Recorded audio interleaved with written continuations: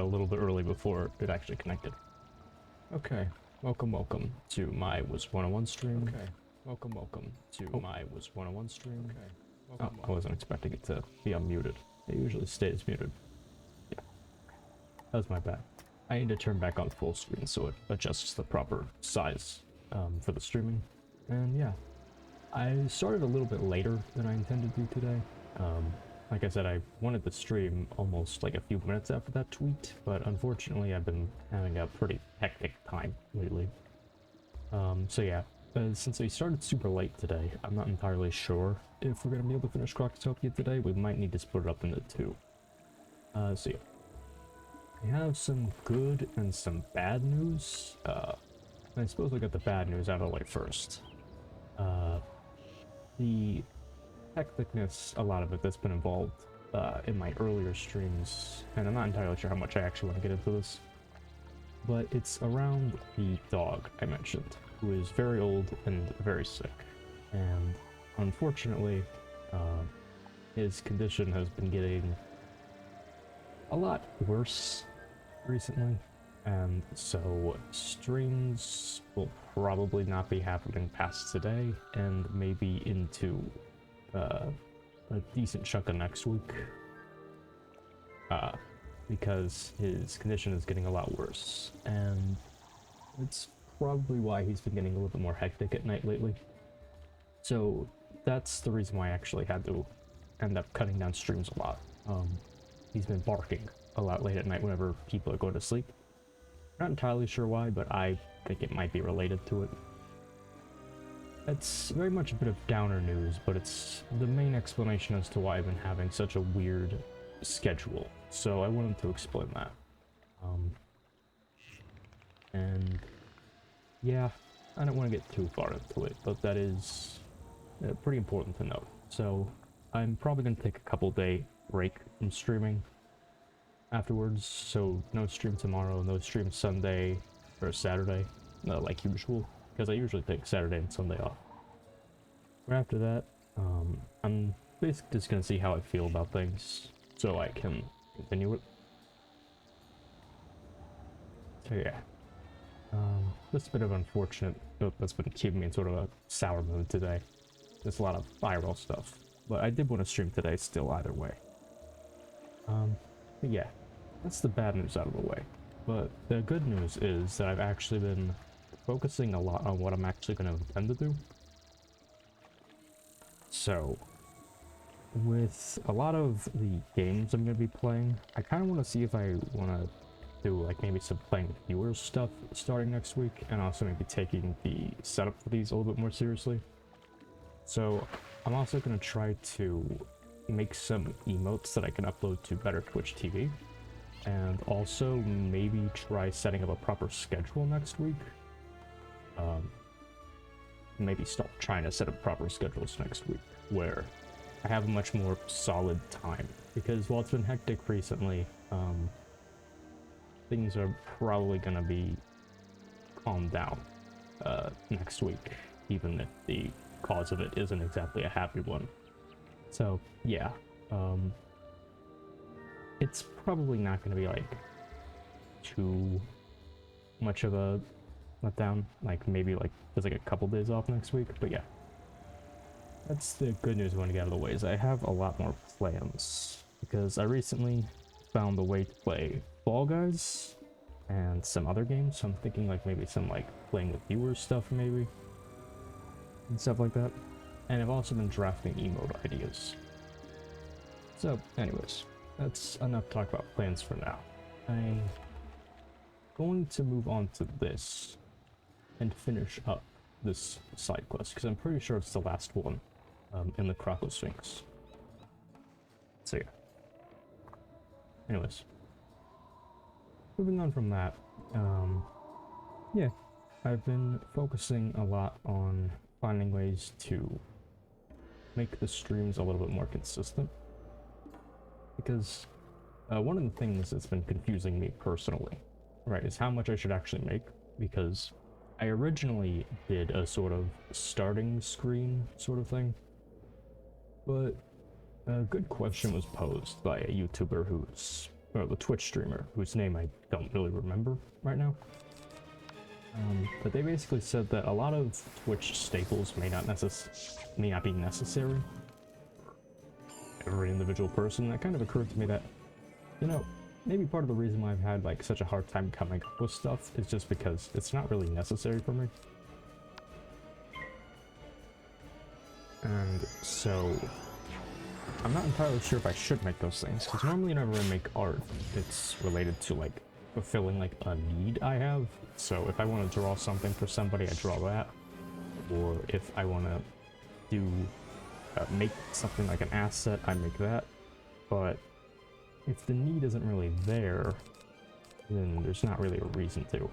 Oh yeah, and as you can also see, I finally went through and pre-enchanted all of my hits.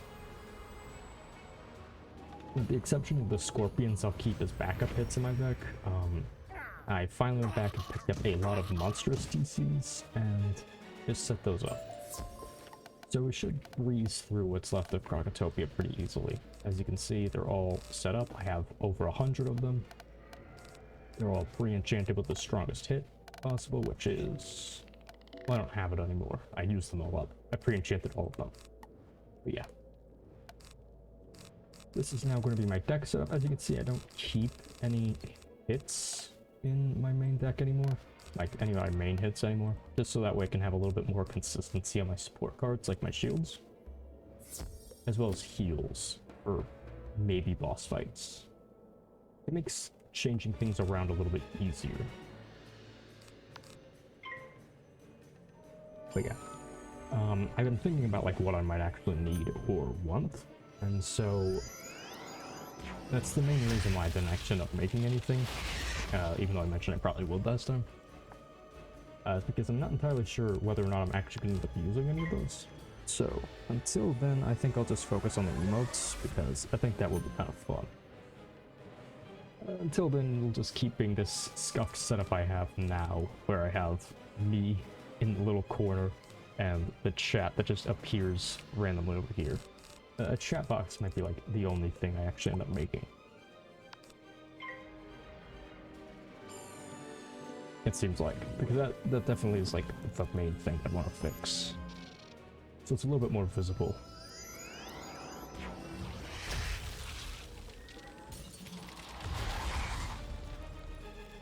Yeah. It will actually be pretty good to finish Krokotopia today, I think. Just so that way, when I do take the time off, it'll be left off on something a little bit more solid. Yeah, I just didn't intend to start so late. This thing. But yeah, we'll play it by ear and see. As for now, we have to deal with this guy. This behemoth minotaur. Good. These are in fine condition. We have the first requirement to summon the great champion, and now we need the second. For this, we need a weapon of great power. Thar, Bort Maladmain's hammer, is the only weapon powerful enough for the job. Yes, like I mentioned this before, but pretty much everything in this game is like in like a weird time loop. So you can just like go back and kill anything you want over and over again, and like canonically you're just doing it again, like even though you did it before. And like weirdly enough, like they can remember you, but like sometimes they remember you, sometimes they don't. Time is weird. That's actually like a bit of lore about Wizard101 that I find really interesting, is that time is very like not straightforward in this spiral. You give up all the fame and glory without a fight? Ha! You don't even have the showmanship to be a star like me. Really? You are no warrior. Yeah, I think that's pretty interesting. Right, there's like lots of weird bits about the lore that explains how and why things work the way they do in Wizard101. Time being one of them. So like, normally you have like linear time, where like things happen and then, you know, more things happen, and then eventually it begins, well, it begins, things happen, and then it ends, right? In Wizard101, it's like a weird, like, weave of time, where like you can go back and forth, forward and backward. Like, things that happened like hundreds of years ago, like, are happening now. And like, it's like in one world in the spiral, something that happened hundreds of years ago is happening like presently in another place, which will actually come up a lot in later worlds, especially in like Arc 2. It's actually the central plot point for one of them. Which will be brought up a little bit more then, I think, because it's a lot easier to talk about whenever there's actually like, a thing. But yeah, guys like this, we defeated him before, and we walked in and he doesn't remember us even though we already defeated him, right? But then we meet him later, right, and he does remember us. So it's very bizarre how these setups for the plot works. But it is very interesting. Yeah, so with Monstrous, I should be able to one-shot even the balance guys. Assuming we're gonna higher damage roll. Yeah, easy. Monstrous just makes this way too easy. Which is the reason why you're only supposed to get the spells over like level 50. But you can buy them early on and use them at any time, so if you actually care about getting through the game, like at any like relatively high speed, you just transfer over a bunch of them onto a lower level character from a higher level character, so that way you can just make it super easy. It's very nice.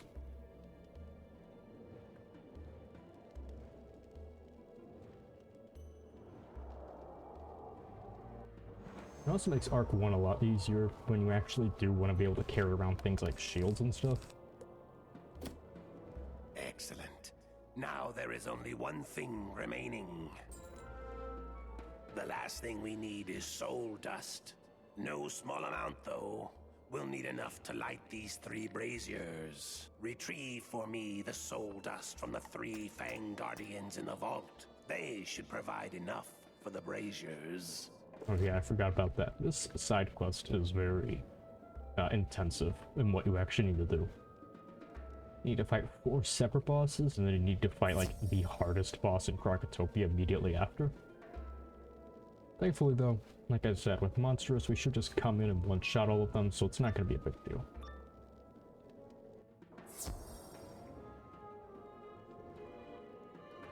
Well, should I? Because I think yeah, I do get XP. So every time you go into a dungeon, you can redo the entire thing for half XP, or not like half, but like, I don't know, is it half? It's reduced, but I'm not entirely sure if it's like exactly half of the original XP. Yeah. Oh yeah, that's another thing I wanted to mention, because I keep looking over at my audio levels to make sure my mic is working. So in the last Wizard101 stream, for like the first hour and a half basically, 'Tis the thing you've come to claim as your own. Tamper with me, little wizard, and I'll turn you to stone. okay. So like what happened was, before stream I always test my audio to make sure how it sounds, and it was working just fine, right? And then during that stream I could have sworn I saw the audio capture bar for OBS moving up and down whenever I'm talking, which is how you know that it's picking up audio, right? It tells you the level. The thing is, when I was talking about getting a new headset for Black Friday or something, I looked over to look at it because, I don't know, like a subconscious like realization of like audio or something, and it wasn't moving at all. And so initially I was just a little bit confused, thinking, oh wait, did like the mic like shut off? Did I mute accidentally and it just transferred over? No, apparently my mic was literally straight up broken, because like when I looked at it and I didn't see it was doing anything, I grabbed the mic and like kind of like started moving it around. And it wasn't until after I did that, at like 1 minute and 23, yeah, 1 hour and 23 minutes in, and you just hear like, of like the static of the mic coming to life. And that's the only time you can actually hear it. It was very bizarre and also very embarrassing to go back into the VOD and realize that for almost an hour and a half of it, you just couldn't hear me talk at all, even though I was talking to myself constantly. So yeah, for future reference, if anyone could please let me know if I'm having audio issues, that would be very helpful. Because yeah, I was very confused why, you know, I was still talking, but like nobody was responding to what I was saying. It was a very bizarre moment. And when I went back, I was like, I was so upset about it.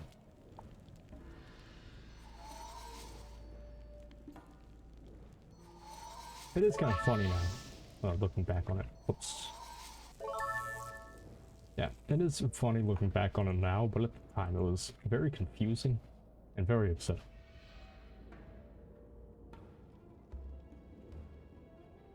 But yeah, I put the VOD back up, or kept the VOD up, just so that way, you know, there isn't like an entire episode missing. From like the series for like no explanation. But yeah, I put in like the title that you have to skip ahead like an hour and 23 minutes to actually start hearing audio. I haven't uploaded that one to YouTube yet because I'm kind of thinking that I might have to put like some sort of like commentary or something over it to just like explain in parts, or just like cut that section out and explain what happened during it. I'm not entirely sure how I'll approach it yet, but that is something that happened.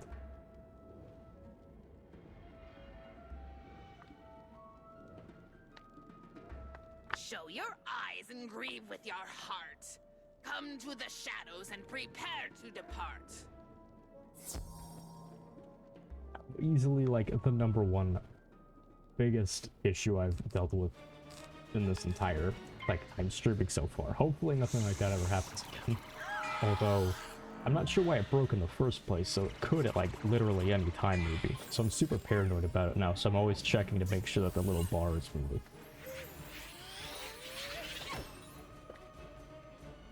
But yeah. If it happens again, we'll just have to deal with it as it comes along. Because it seems like literally just like twirling it around in my fingers a little bit, because like a cheap little earbud mic I use right now. It seems like twirling it around turned it back on for some reason. So if it does, I'll just have to keep trying that out. I apologize in advance though, because every time I do it, apparently it like has tremendous amounts of stat involved.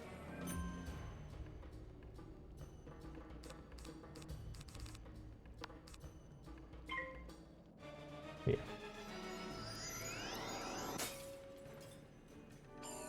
Thankfully, that's why I'm happy that Black Friday is coming up soon and Cyber Monday, because I already have my eyes on like a headset, or I could maybe look at like an actual mic.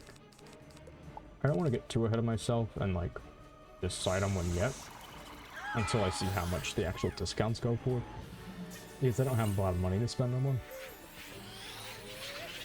But if I can, that'd be very, very nice. It'd be an instant improvement to my stream quality as well, to have actual like an actual mic involved. This one is just a cheap earbud mic, like I said. So no matter how cheap it is, pretty much anything would be an upgrade, because these are like $10 earbuds or something right now. Yeah, so look forward to that soon. Let's see, are there any left? Oh, there's the Protector of the Fang. Oh wait, does it actually tell me where they are? Oh, that's neat. So there actually is a quest arrow in the game that tells you where they are. It just doesn't pop up for the actual quest, where you need to actually fight them for the first time. That's not great. That's a pretty weird design overall. Yeah, we also have a spell we need to pick up from him, which you get for completing the Krokosphinx, but I'm pretty sure it sucks, so I'm not like in a rush to grab it. I'm fine waiting until this side quest is over to grab it. Oh yeah, and I think we might also be able to train Spectral Blast now, because we think we're up to 20... Oh no, we can get Elemental Blades, I think. So we should definitely grab those. And also, I also checked, and my power pips are almost up to 30%, so I can maybe also start relying on the Hydra spell a bit more. Hydra spell plus blades plus whatever else means that this could very well start shifting up my damage output dramatically. So for like boss fights, I might just have like a separate deck where I just use the Hydro spell, and for like mob fights, I just use these enchanted sandstorms.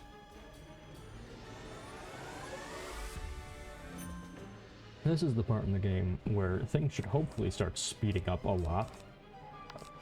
Because we actually have gone through Krokotopia pretty quickly, all things considered. Much faster than some other schools would. Like Blizzard, not Blizzard, Ice or Life would have a much harder time getting through Krokotopia at this rate. We actually have been going through pretty quickly. It's just a matter of all of the side quests, but even with all of those, we're hitting a point where we're going to start moving a lot faster. Here as I clean the living room. Oh, okay. Yes, nice. Welcome. Yeah, cleaning up your space is important, but yes, welcome. Mountain Dew. Yes, welcome.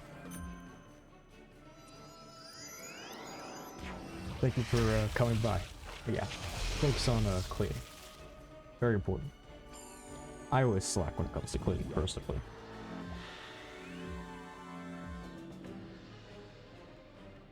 Yeah, like I was saying, we're gonna hit a point where we're gonna start moving through things a lot faster now, I think. Which is cool. Because I want those shadow spells already.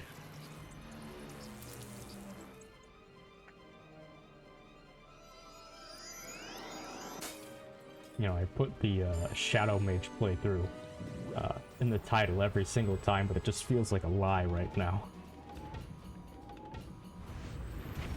So I need to hurry up and get them as soon as I can.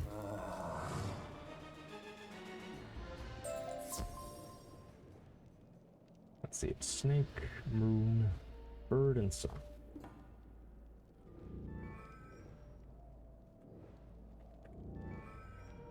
Yeah, so after this side quest, I'm pretty sure it's just straight onto the moon, Tomb of Storms. Which will be fun. Not going through it, there's a lot of side quests in there. But there actually is a pretty fun little, almost Romeo and Juliet, or Tale of Three Houses, or whatever. Like I said, I never really pay attention to Shakespeare. But the side quests there revolve around resolving some family issues between two families, which was a little bit fun. But yeah, for now we're focusing mostly on finishing this side quest. This is my domain. You will pay for your trespasses, young wizard. Yeah, it's weird I have to come in here 3 separate times if you miss the rubbing obelisk, the obelisk rubbing part of that side quest. That's actually how I had to deal with the first time I played through the game mostly. Or even like a lot of times when I come back. It's really easy to miss that side quest, especially if you're not doing them. And then you find it, and now all of a sudden you have to do this dungeon 3 times, or 3 separate quests.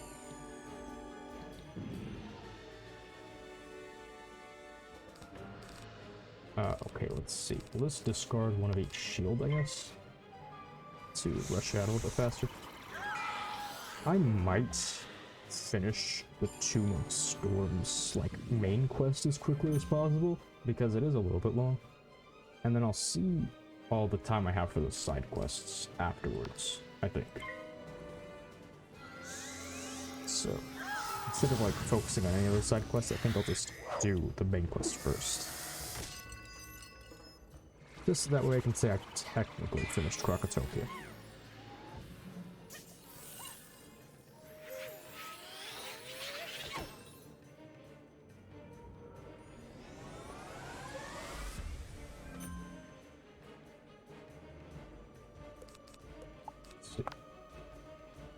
Yeah, these monsters and chains really make things end up going a lot faster.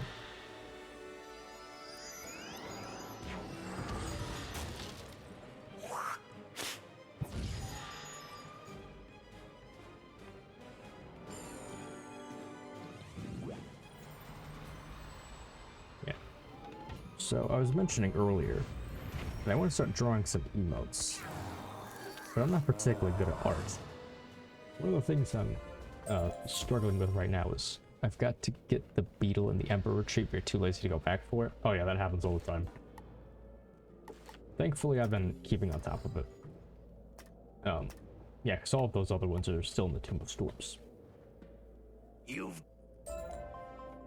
But yeah, the beetles are definitely hard to get, especially like... Just in general, the Prospector's Elite quests kind of get boring after a while, in my opinion. But I do need all of the training points, so... For this playthrough specifically, I am going to have to do them. But yeah, they definitely are in, like, weird places, and if you miss one of them, especially like in early Arc 1, they're like all in dungeons. Especially in Krokotopia. Like, there's the Emperor's Retreat, but then there's also the Caramount Barracks and stuff. There's just like a bunch of ones that are just in dungeons that are really long, and like they're in like the middle of them for some reason. Excellent. Now we have all the necessary components. The time has now come to summon the great champion. Use the soul dust in the 3 braziers to light them. I shall use the other items to amplify their magic and summon him. As you light the braziers, place the statuettes you collected around them to magnify the power. Good luck. Yeah, the beetles though, definitely. Whenever I would miss them, I'd usually just skip over them after a certain point.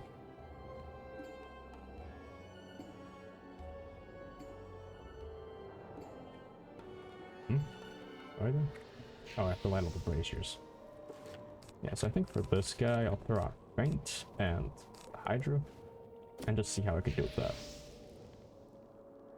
But yeah, usually like whenever like I'm in a world, normally what I'll do is I will like finish all of the quests and then go back for them. But with Krokotopia specifically, if I miss them the first time through, or like Marleybone, and I think, yeah, pretty much all of the Arc 1 worlds, if I just miss one, I'm not going to go back for them because they're like in super long dungeons.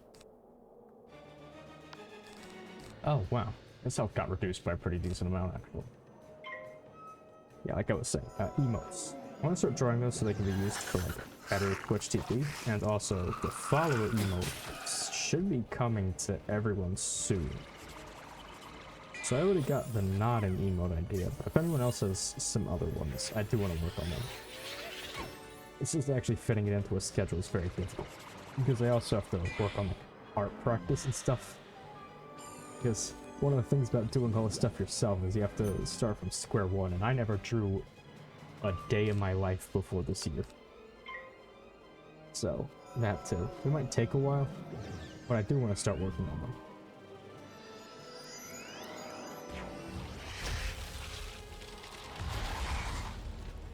Yeah, I don't want to make like super generic ones like a Pog emote or anything, even though I might be able to make something that looks kind of fun with that. I kind of want ones that more fit the need. Unfortunately, I don't know what that is yet. Let's see. We have both blades up. We will throw down a shield.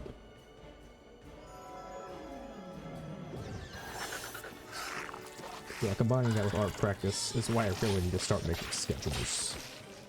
So I'm going to start working on making schedules next week and uploading them to my Twitter. So that way everyone can see them. Or my Twitch. I'm not entirely sure how the Twitch one works. It's a bit blocky looking and difficult to understand. I'll need to look into that. So we'll throw down a feint. Might have been smart to go train Elemental Blade actually now that I'm thinking about it. Ooh, that's very nice. We just resisted a lot of damage. Potentially. Or maybe he was low on pips.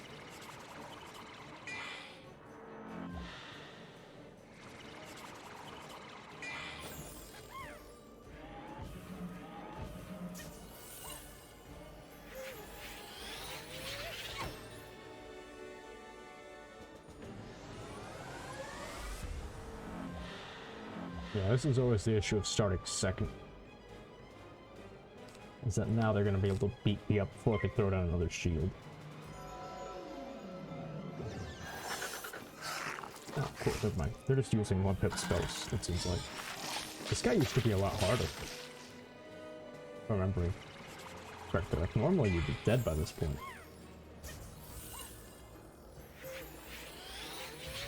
as he loves to spam his natural attacks. And his natural attacks do a lot. And he also used to have 3k health. They nerfed a lot of Arc 1 areas, it seems like.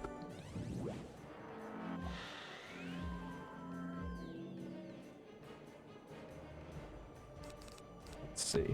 Guess I might as well throw down another shield. Oh, great. Well, at least you got it out of the way now. I shouldn't try it again next time. Then again, the Hydra spell misses almost as often as it hits, so I don't think it'll matter either way. Oh cool, I still got my shields. Even if they're probably not going to use any of them in the elemental hits. Yeah, this is around the point in the game where enemies from a specific school aren't going to be spamming attacks from any other ones too often.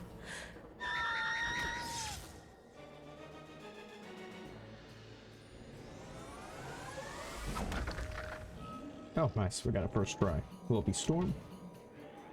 If it's Storm, that'd be... I mean, it still killed, but it wouldn't be cool if it was super effective against it. Or boosted.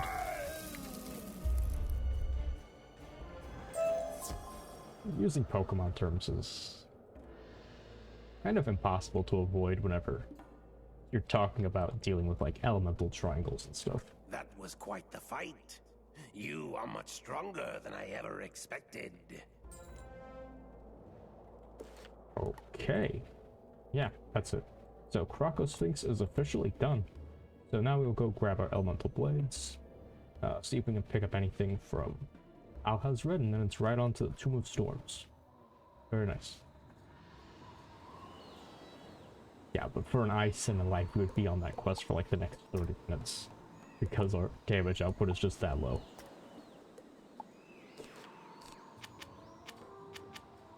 Oops, do not mean to get rid of that many. They look so similar, was the issue. Toss that out, toss that out. Restock our supply of sandstorms. And talk to this guy. Wait, nope, we want to check Alhazred. So I think we missed our level 24 spell. Maybe it's a level 26 spell. I can't remember exactly. Oh yeah, it's level 26. That's when we get Spectral Blast.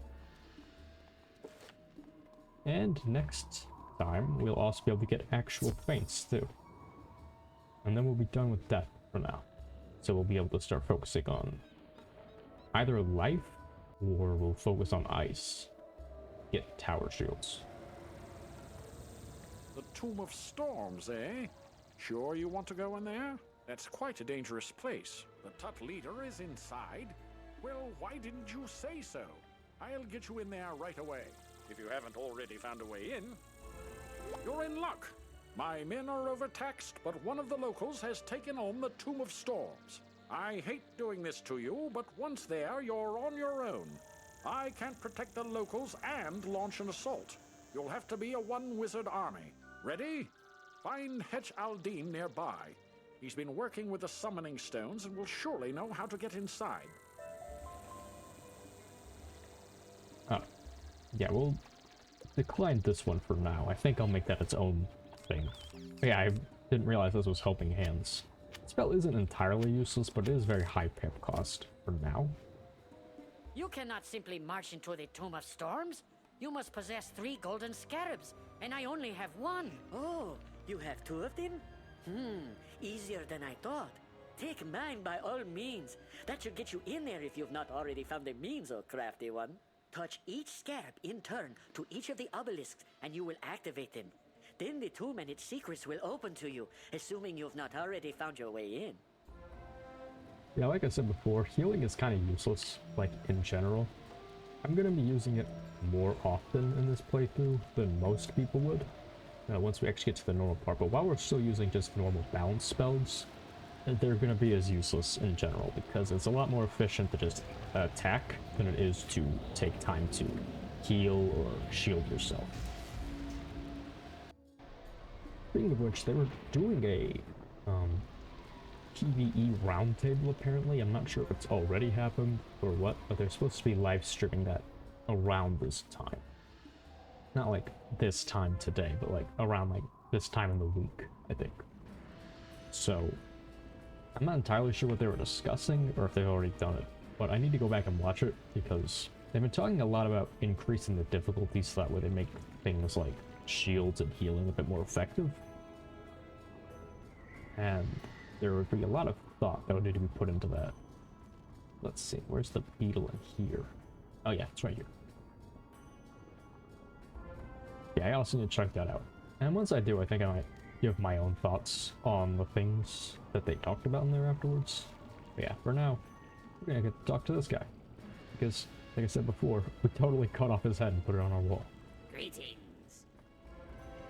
Don't fear me. I would like to atone for betraying the Order of the Fang. I was blinded by Krokopatra and foolishly gave her the Krokonomicon. Yeah, I don't know if you guys heard that, or because it was very short and quick and I kind of skipped over it immediately, and we can't go back.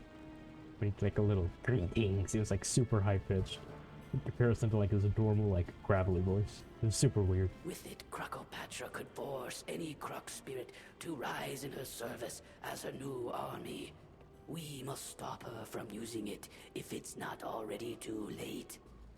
To reach her, you will need a two-part cipher. The head of the Onyx family has the first part, deep inside the Onyx tomb. Be careful. So now we just have one beetle left, which is the Karanon Barracks. Very efficient. Yeah, this guy has a pretty long quest chain for us, but we're not going to deal with that right now. We're just going to kill these bosses first. If you have not come to bask in my glory, you must be punished.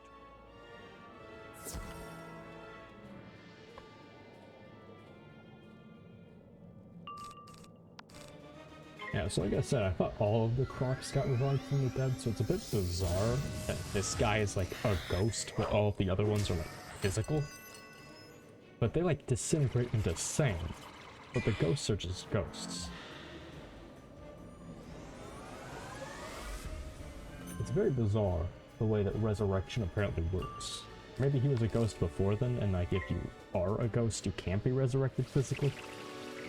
You're just like a spirit forever.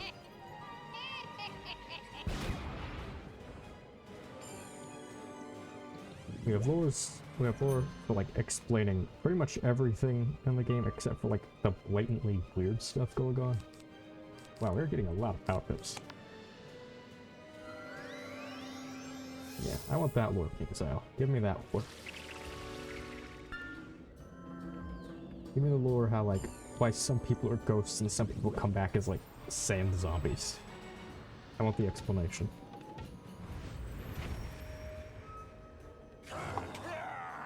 Also, why despite being from the same world and presumably being Kroks too, we have like those that look like lost souls. But then like that guy is like a normal Krok ghost. Oh cool, we got another pet. We got a baby life banshee, which gives us this pretty terrible spell. It does look kind of cool though. I like the color.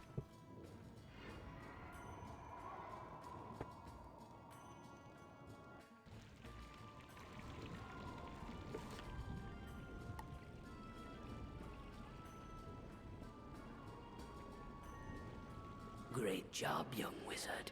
If only I had had half your courage. Now you need the second part of the cipher. It was cleverly placed in the tomb of an opposing family, so that no one would ever unite the two halves. Let's see how clever that really was. Find the head of the Jesuit family in their tomb, and bring back the second part of the cipher. Yeah, I'll never forget, let Krokotopia be another object lesson in Bros Before Hoes. Because it always ends up with you regretting it, and you always end up having to redeem yourself somehow. Screw and go for your friends for some chick. Remember that.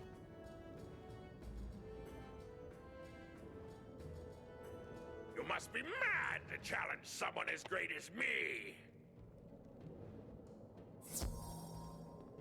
I like how they say basically the same thing. Oh, cool. Nice. Which means we get 3 turns, or that thing can't attack us. Well, only got 1 free turn. But that's it.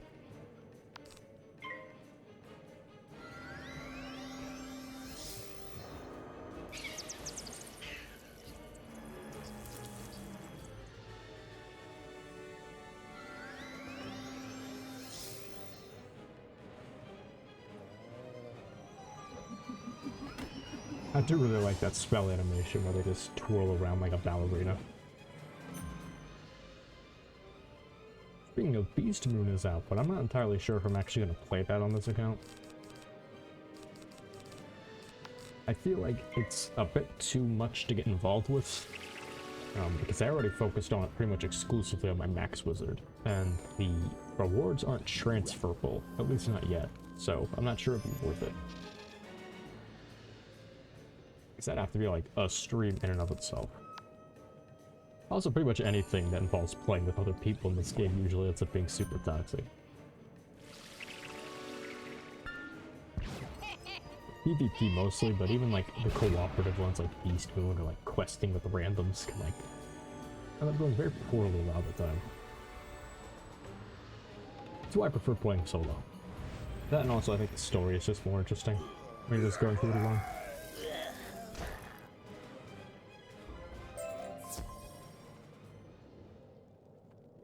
Wow, we are getting a lot of Krokotopia sets.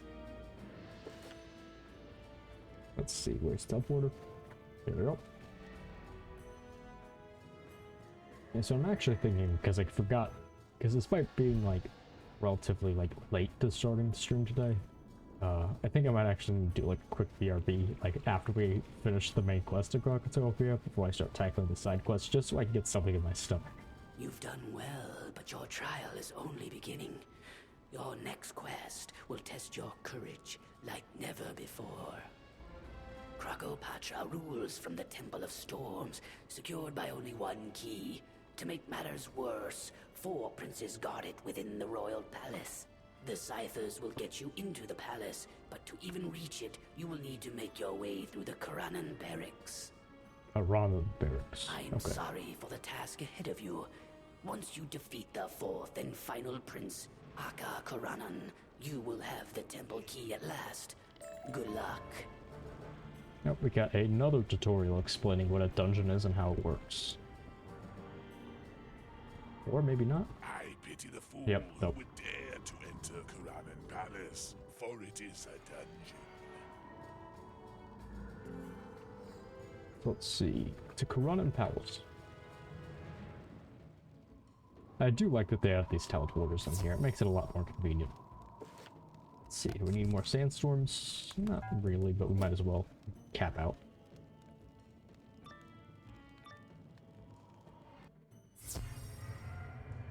Let's see. The Prince Makai. Arada. Yeah, so we need to keep our eyes peeled, although I think the beetle in here is like halfway or like near the very end. I don't think it's like in one of these random rooms, even though that would be what you'd probably expect.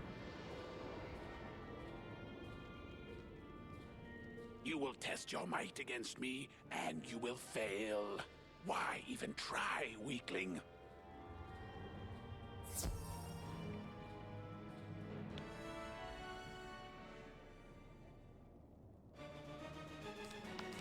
See, I was mentioning it earlier, but I didn't really get too into it.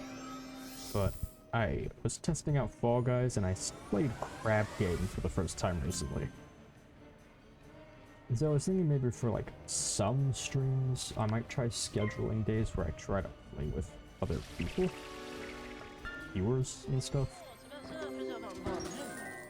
Even if there's only a few people. Apparently the tag should attract some people to play. Which would be fun, I think. But yeah. That's something I definitely want to try out soon. Is playing more party games or like more involved games like that.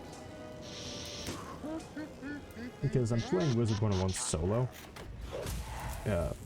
So I would kind of like to maybe try playing an online game like this with like actual people, just to kind of get it out there.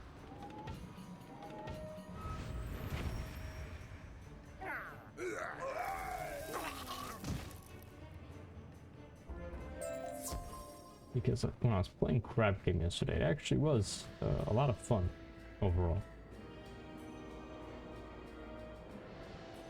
And Fall Guys is fun too. Those are like the main two I'm thinking of, although there are apparently some other games I should also look into.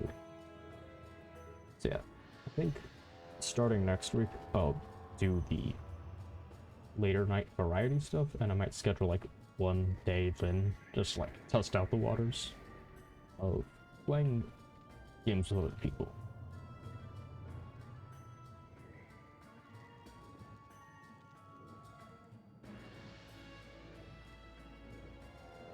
Hello? Can I pick this up? Thank you. I mean, I can probably beat them with having only nearly max health, but I'd still like to have it capped out before I fight anybody.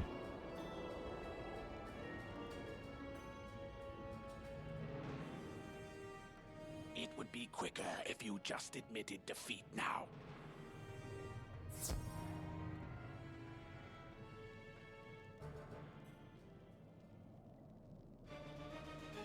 So yeah, this is what I was saying. If you miss the beetle in here, you don't want to fight these 4 bosses in a row again. Because you literally cannot go through the dungeon faster unless you beat them. I think. Unless they changed that. They very well could have made it so that once you beat the dungeon the first time, you could just like walk through it freely. So I think some dungeons might work like that, if I'm remembering correctly.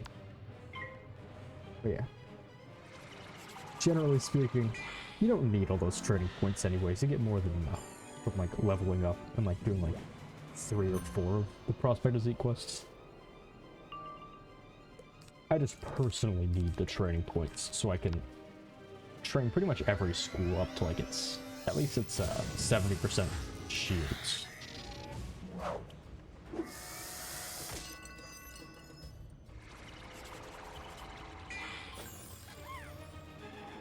It's just a shame that you can't like train Cleanse Charm or anything as an on-Storm Wizard, because that one's a quest spell. If I could do that, then I would also need to work on Storm a lot more. And we fizzled on that.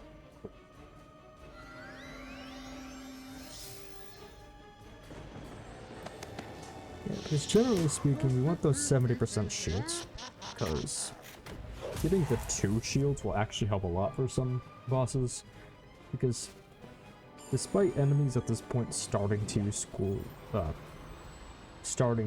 spells from their school exclusively, we'll actually end up encountering a weird problem in R2 where bosses will start having 2 different elements at once, and they'll also start using certain cheat spells and stuff that are usually of an off school.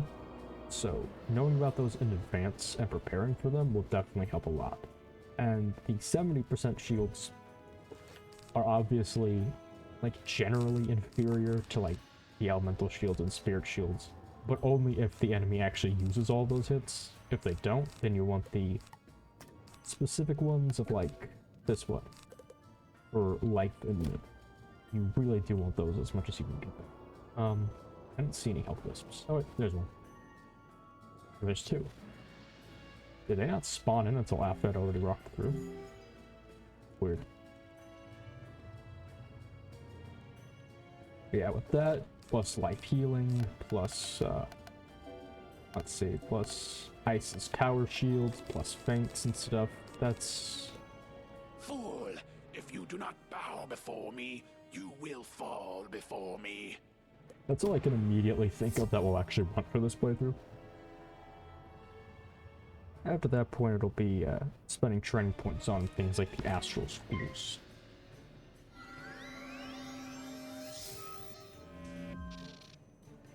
And unfortunately, a lot of the best utility spells are like quest locked for different schools.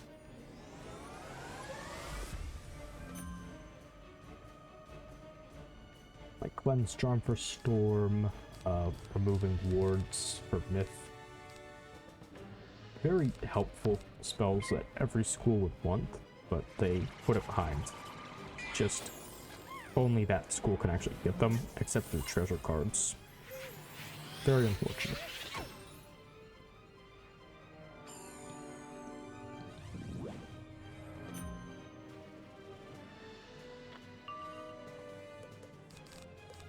Let's see. Discard.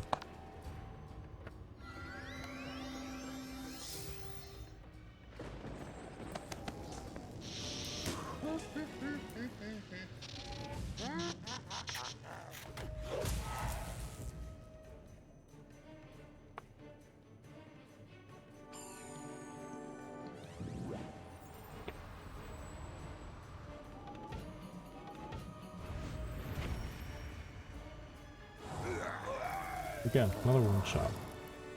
Yeah, at this point, going through this dungeon is more of a formality at this point for us.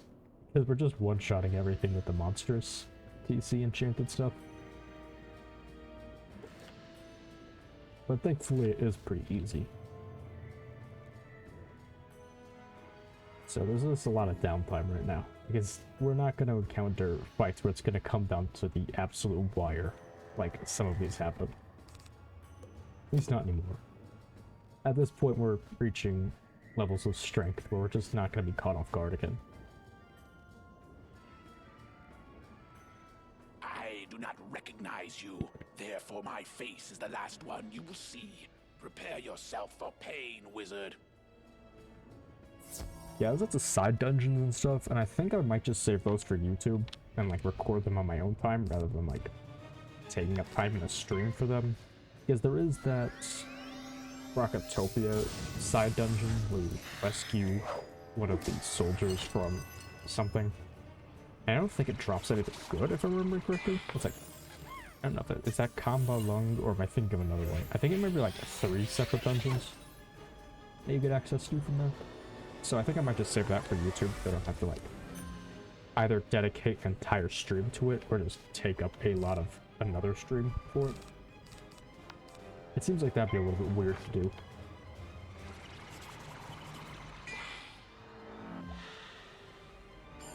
That way I can also do any grinding I might do them off screen on my own time. Let's see. Yeah. Easy. Ooh, nice. We got some elite health picking up.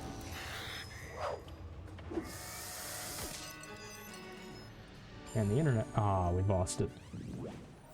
Yeah, the internet used to be a lot different back with like LOL or Epic or Elite and stuff were still being used. I kind of miss it, but then again I also kind of don't. Because it's not like I talked like that even back then. I'm just a boomer. I just don't like change. I don't like how the entire world is changing around me. So at least back then it was like comfortable, is what I was familiar with. Twitch is still new to me, even after a few months. So I think we're in the Karanan Palace, so I don't think we'll find the beetle in here, actually. I think I might have been misremembering. I don't know, let's check really quick. Going through it. Or you know what, I'll just Google it really fast, like on the side. Let's see.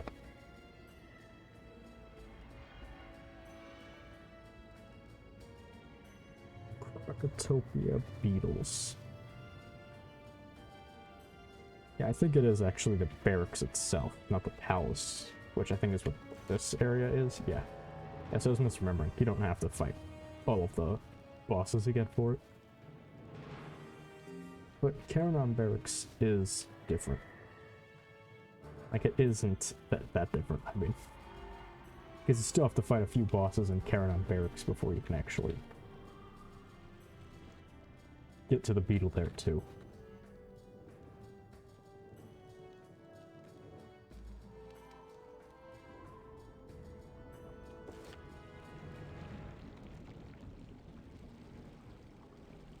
You did it. A most excellent display of bravery, young wizard.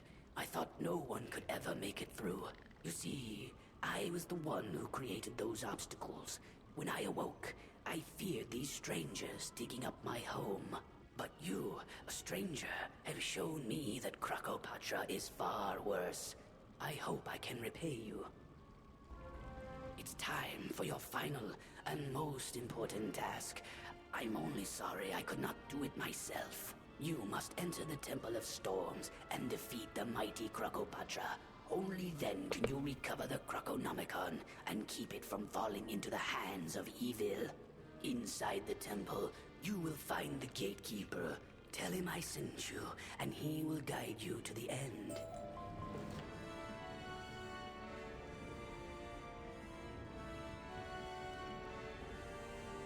Oh, wait a minute. This is the Karanon Barracks. What is my memory? I need to grab this really quick. I don't have a brain, by the way. Underneath this mask, there's just nothing. It's just gas. Gas. Like, the shape of a person. Yeah, my memory is not the best. Okay, there we go. Yeah, it's the last beetle. There we go. Never mind. I'm dumb. I must have gaslit myself, or I must have shifted realities again. That's something that happens a lot. Believe me. Sometimes you just wake up and things are completely different. I think. I don't know. Yeah. It could be any one of those things. Frankly. I'm either dumb, I have terrible memory, I had misremembered it, or I shifted reality. Either way, we're not going to mention it again after this point. I'm going to stop talking like I know what I'm talking about.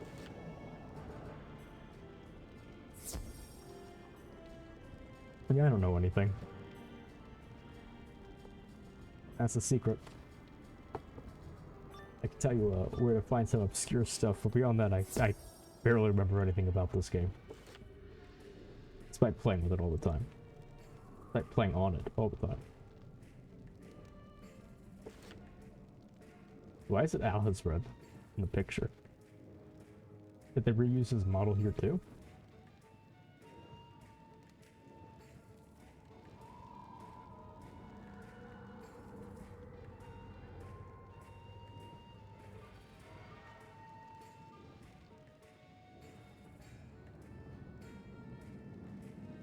Oh, yeah, it did. Weird. Krokotop ensured only the worthy could enter the inner sanctum. If you dare, step onto the teleporter at my right to try the test of strength. See if you can defeat the Son of Storms.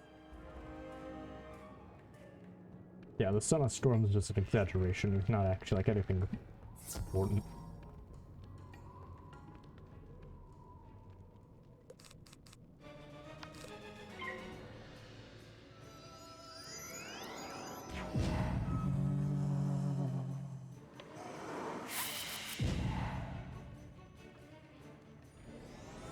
Yeah, I forgot that the palace is right before the actual Temple of Storms. So, after this dungeon, that's Krokotopia. Technically. We're gonna do all the side quests. So yeah, we do have time for all the side quests today. Very nice. Yeah, I was a little bit concerned.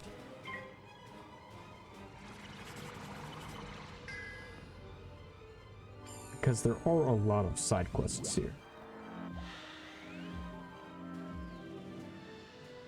Yeah, I still have like 2 hours left I can stream for, so yeah. We'll just finish up Krokotopia today. Except for that little side dungeon. As for when I'll do that, I don't know. I'll have to figure that out.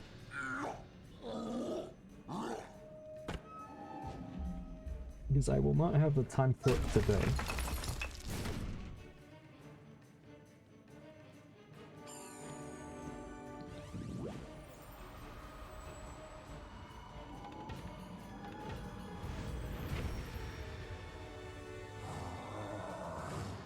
I mean, every time I stream, I have a lot of fun, but I always end up yawning a lot for some reason. Apparently yawning is caused by, like, your brain getting too hot or something. I'm not sure if it's because I'm just talking so much. Like heating up the air in my head or something. Or what? Because like, yeah, I guess my breath is pretty hot. I don't know, maybe it's like how you get like a brain freeze because like talking too much gives you a headache or like makes you yawn because like the heat from like the air in your lungs heats up your brain or something. Yeah, I don't know why, but it keeps happening like every time. I'm still like pretty awake.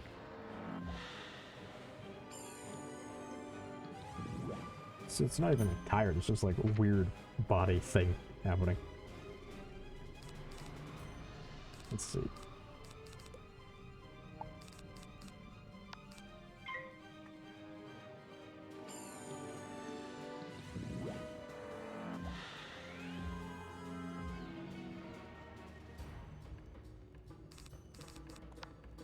So yeah, once again, this is all just a formality. Nothing actually important's happening here, we're just slowly carving our way through these guys who aren't really even a threat to us. Not anymore.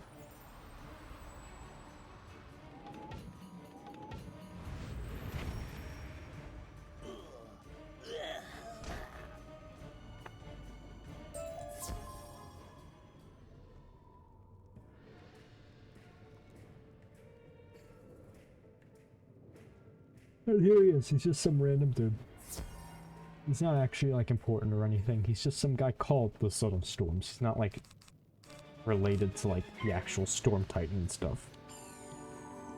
Or anything like that. He's just a guy. It was a little disappointing because if we came in here and it was like a little Triton and he was like, oh, I'm the son of the Storm Titan or something, that would've been pretty cool. Actually. Unfortunately, that doesn't really happen until later. That is something I'm actually looking forward to.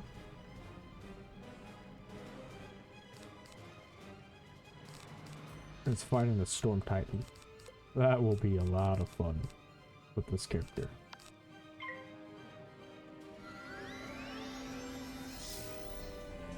Assuming I can even get that far.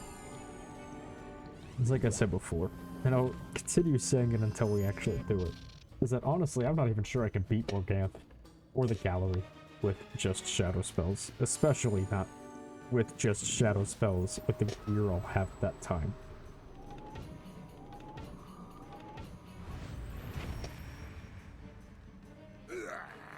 Because, oh wow, that weakness actually managed to prevent me from killing it. That's a big deal actually. He's just barely alive. Oh, okay. But yeah, the galleries are no joke. Like, they are straight up harder than Morganthus.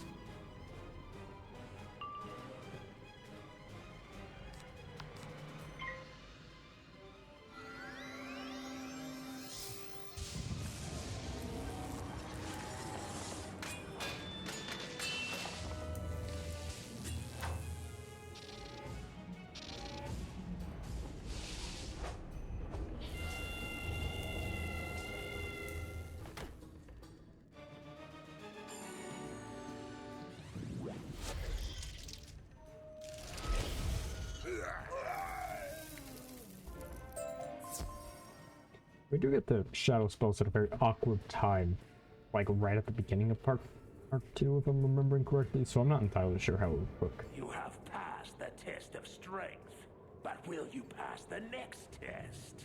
We shall see. We value intelligence as well as strength. Think you're clever enough? Then step onto the teleporter at my left and try the test of aptitude.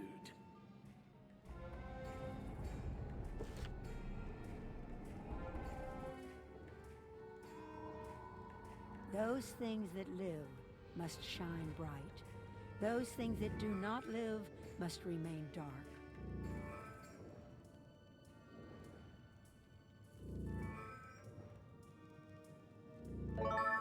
I mean, the moon has a face here, so should we count it as a living thing? I mean, the moon has a face and a lot of things, for some reason. I'm really glad they added that back. I'll have to show that off on my Myth Wizard at some point. Because I love the Orthrus moon face. But they actually had like a poll for it and everything. Like, should we put the creepy face back on the moon? And it was like vast majority yes. Maybe not like vast majority. Why did that happen? This happens like every time for some reason. I don't think it turns itself back off. Yeah, so it needs a storm, and then we read the book. Much better. The words on the page are clearly readable. The sun shines down on the tree. Tree shades the snake. The snake... Sun. Tree. Snake. Beetle.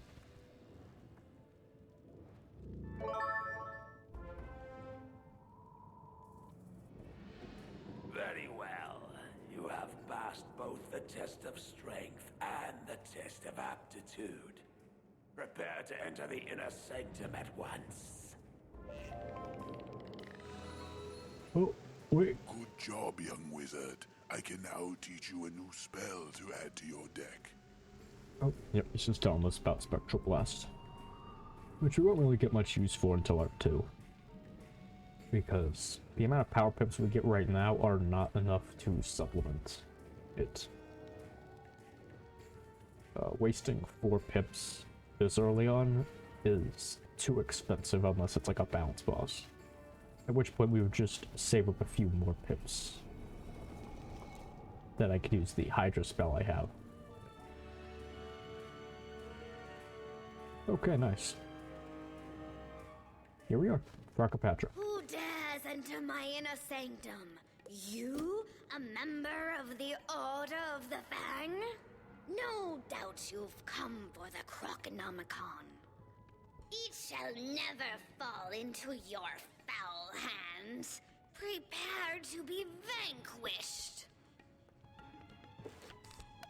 I find it kind of weird that she sounds like an adult, but then at other times she sounds like super young in her line readings. It's very weird. Let's see. Yeah, I think we'll just go for this setup that we have right now.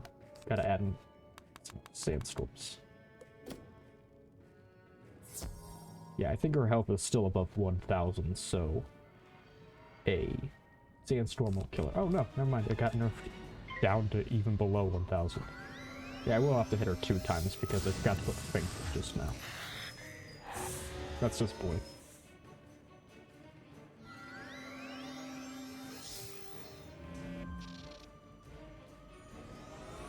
Yeah, with this, it'll just be some side quests, and then that'll be it for Krokotopia.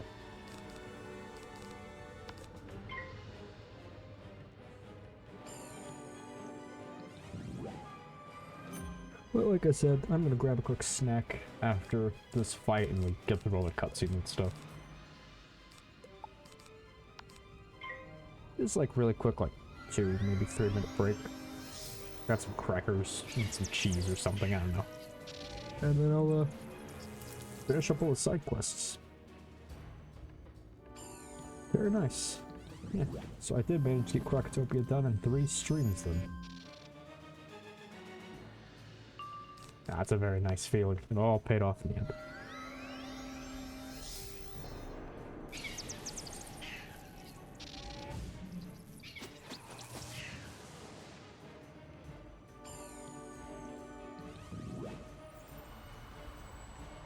But I can't stop yawning. For some reason. Yeah, she's still just barely alive. Yeah, nice. We got enough right off the bat. Hopefully we get an Exalted Duel from this. Because I'm gonna need a lot of those. Or I'm gonna need a lot of luck with the ones I already have. Your triumph We did not. means nothing, young wizard. You shall never possess the Krokonomicon. We got the Master Duel. That's I worthless. sealed the Krokonomicon in the sarcophagus of the souls long ago. When the Dark One woke me, Imagine his dismay to find the sarcophagus had already been taken. Much like the dismay I see on your face. I hope the Order enjoys your victory, hollow as it is. Krokopatra's laughter echoes in the empty chamber until silence reigns at last. If I was rich, I would, honestly, I'd just throw in crowns here. So that way I could get as many exalted duels as possible. Yeah, it's unfortunate I'll have to go back to Master Exalted Duel grinding at some point. Amazing. By defeating her, you stopped the Tut army. The reason why we need the Exalted Duels, by the way, I think I've already explained this, or maybe I've just mentioned it before, but the level 100 Malastare gear from Darkmoor is generally what most people would go for. However, as far as using shadow spells go, that gear kind of sucks, frankly. So what we actually need is we need the universal drops from the Exalted Duels. You have done very well, young wizard. Thanks to your efforts, I can now rest in peace. Yeah. I'm sorry you did not find the Krokonomicon, but when you do, I can think of no better person to protect it than you. The strangers here fought bravely against the Tut army, and should know you have ended the threat. Return to the surface and report your success. So we just got Hex. Another spell that will sadly enough be basically necessary for us. Because we have to really penny pinch out as much damage as possible.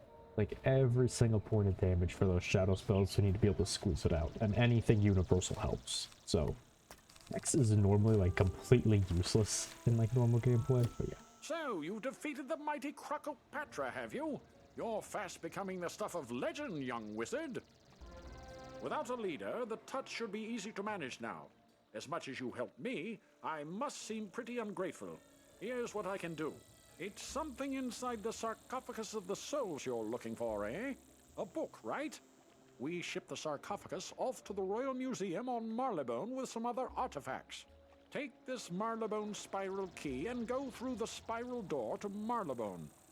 Private Kinchley will help you find that book you're after. You've got to recover it before it's used for evil. We'll get on that, eventually. Let's return this into Prospector Zeke. I will do a quick BRB. You're an amazing collector, you are. Look here at all these beetles. You got every one of them. I'm gonna make sure everyone knows you did such a doggone amazing job there, young wizard. Here's a little something for your time. I sure hope I run into you again. Keep exploring, and maybe I'll have something else that needs collecting. Yep, there we go. Got one more training point. So we can pick up Feint at this level, although we don't really need it yet. We'll grab it later. And we can also start picking up spells from another school. I think Ice will be the most helpful because Ice also has the best 70% shield. Because it gives Fire and Storm protection, which are obviously like the two highest damaging schools, pretty much. And they're pretty common too, so we're gonna need it. Yeah, for now, we'll head back into the Tomb of Storms so we can start working on the side quests in there.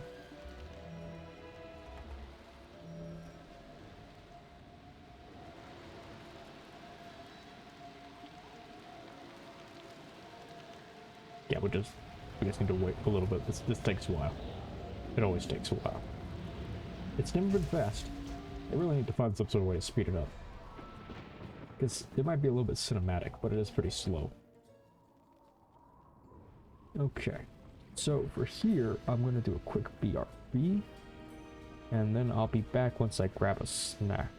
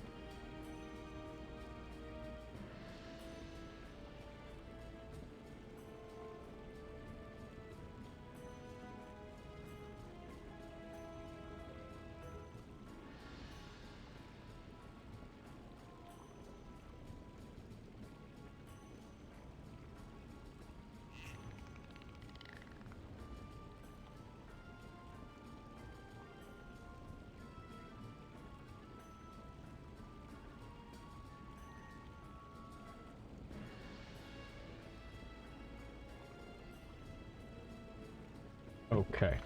I have acquired a sandwich. So, I shall be chewing on that while I'm busy finishing up these side quests.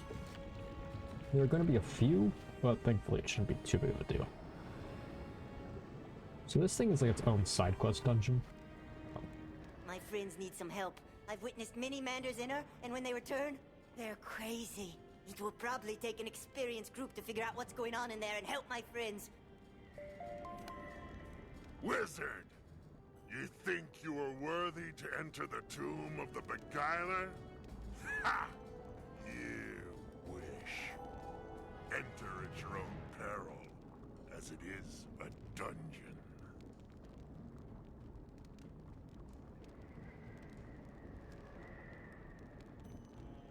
Yeah, for some reason they felt it was necessary to warn every player in the game throughout Krokotopia that they're going into a dungeon.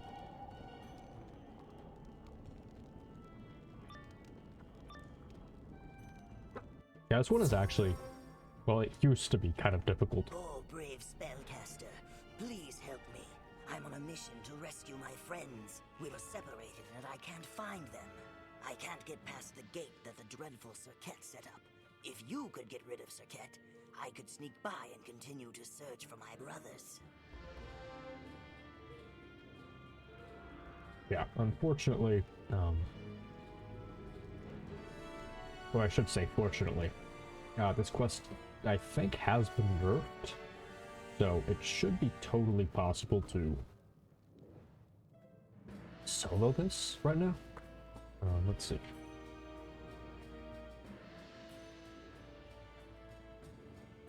What's going on? Okay, so moon needs to be lit up. Crocodile one needs to be lit up. I think that's what those are for. Yeah, so crocodile and moon need to be lit up. What's this one? Beetle. Beetle, bird, crocodile, moon. Those are the ones that need to be lit up, apparently. Beetle, bird, crocodile, moon. Oh, whoops. I completely forgot to remove this. It's my BRB. Whoops. Did not mean to keep that up that whole time.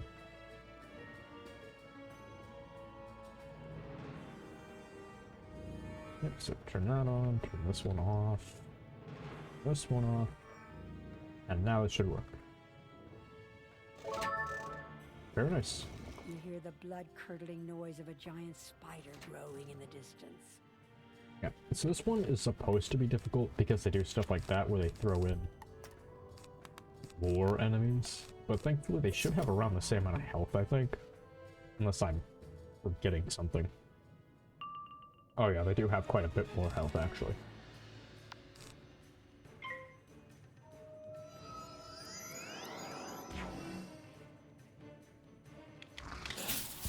But yeah, this should be totally soloable. So, we're just gonna go through and finish it.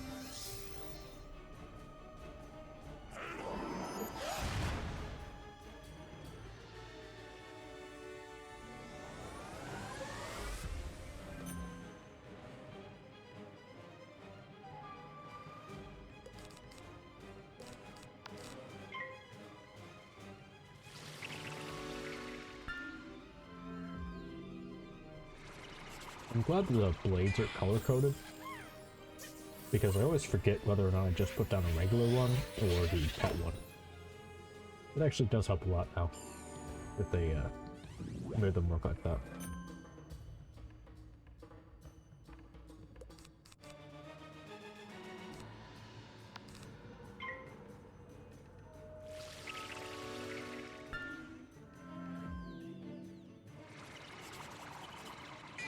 Oops, I was supposed to have hit there. So these guys can't kill me. Oh, thankfully he just used a one-pip spell. That's easy.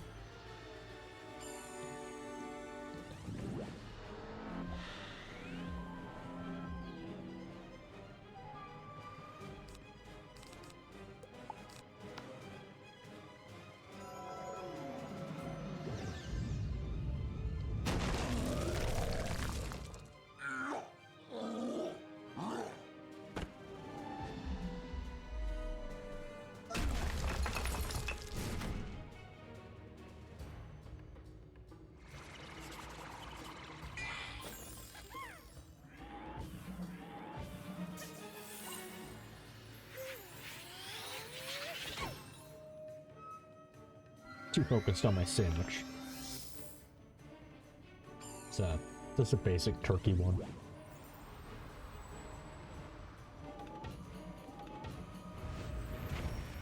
It's nice to have something in my stomach. I always forget to eat before streams and stuff. So yeah, let's see. It looks like 2 sandstorms should be enough to finish the job for everything in here.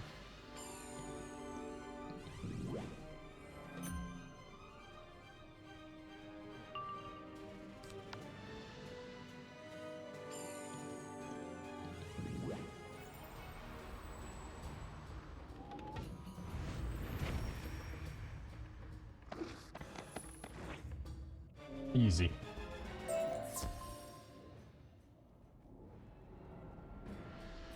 Super easy. Okay. Good thing we're getting lots of pink dandelions. Who dares to slay Circuit? That spider was the favored pet of Ngozi the Beguiler. You will pay dearly for such insolence.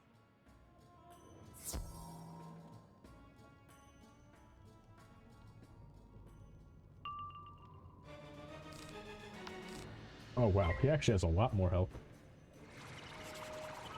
I wasn't expecting it that big of a jump. Okay, so I'll definitely need to bring along feints for the bosses in here.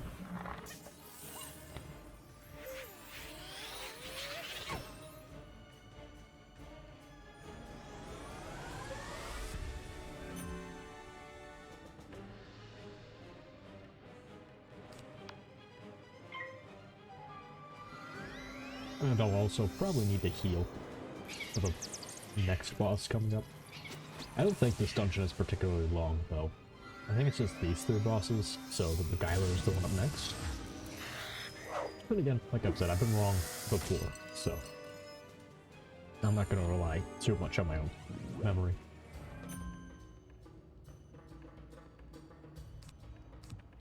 So let's see. Whoops, I want to do the Spirit Shield.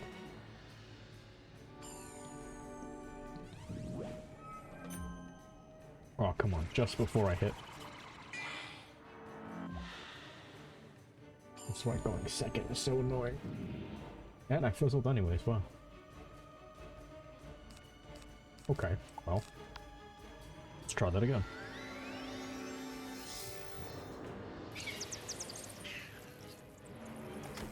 Yeah, I might actually die. If they both go for 3 pip spells, or if that guy goes for a 3 pip spell, I'm still dead.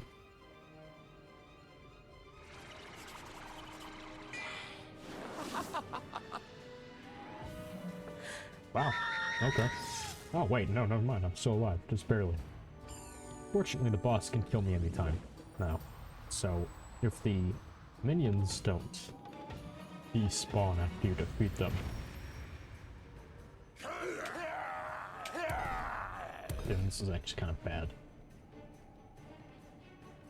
Let's see. Well, might as well keep trying. Yeah, he got me. Okay.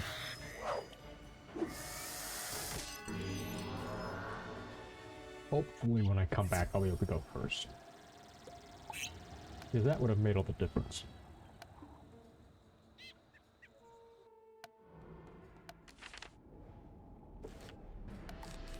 And since they have so much HP, I'll have to throw in feints. And I might also just have to straight up go for my Hydra. Then again, if it hits Storm, I'll be in a pretty bad situation.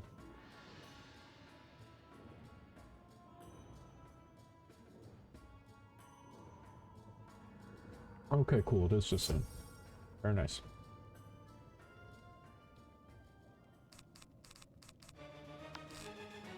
Okay, nice.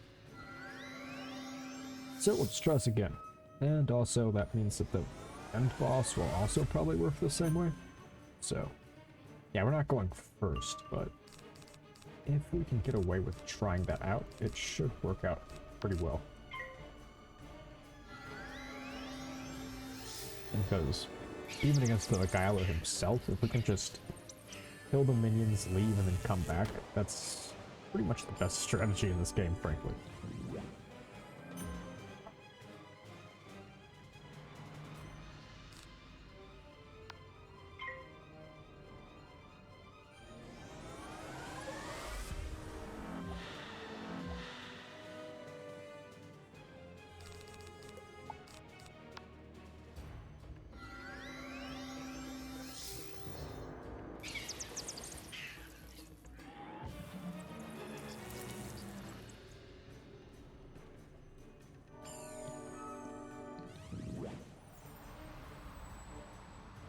So no weakness this time means this should do a lot of damage, thankfully. So it should still just be 2 sandstorms against this guy.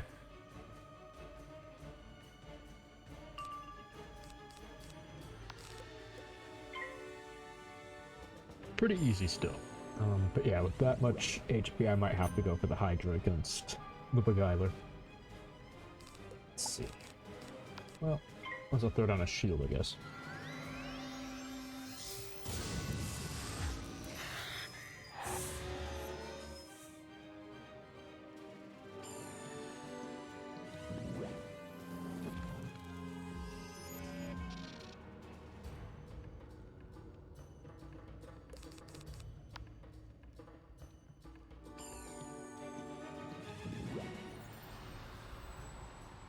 Okay, and that's this boss.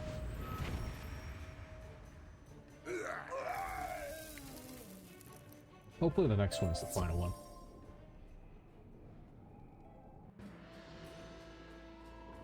Thank you for getting me past Circuit. Now I need help finding my 2 brothers. I fear they have been captured and are being held on this level. Okay, let's see. Snake, Moon, Sun. And we got caught up into that. Despite the fact that we were on the sidewalk, that's not fair. Sidewalk is supposed to be safe. It's not fair. Especially since it's a 3-on-1. That's BS.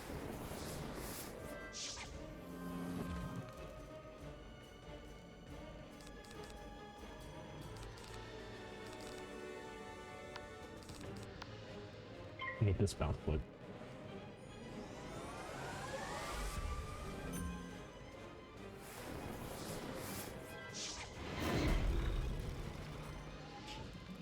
Yeah, this useless fight is definitely adding a little bit of difficulty that I wasn't expecting to encounter in here.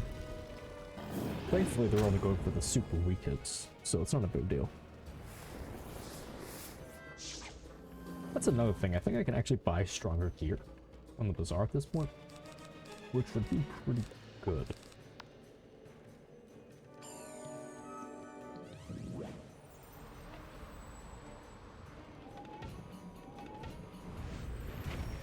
So, yeah, if I get caught up in like another mob fight, I think what I might end up doing is I might just flee and then just head to the bazaar real quick and pick up some better gear. So that would be a good thing to do. Okay, so wait a minute. I forgot the original 3 because of that. So, bird. You know what? I might just Google it. Just so that way I'm not dealing with go back and forth and keep getting drawn into fights. Let's see.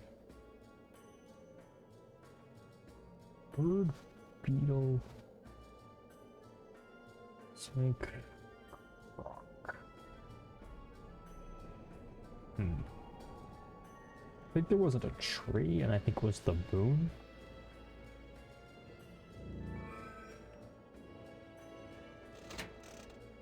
That was not it. Okay, there are more bosses in here. Okay. Well, let's see.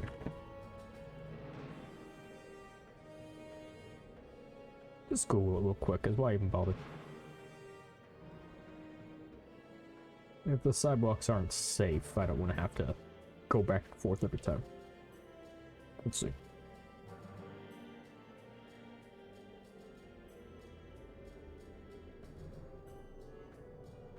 So, Puzzle 2.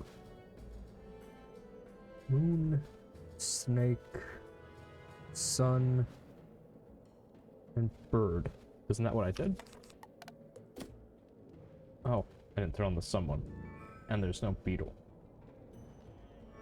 Okay, there we go.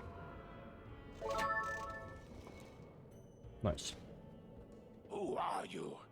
I was about to deliver this pitiful Mander to the Master. So if you are here to rescue this slimy little trespasser, think again.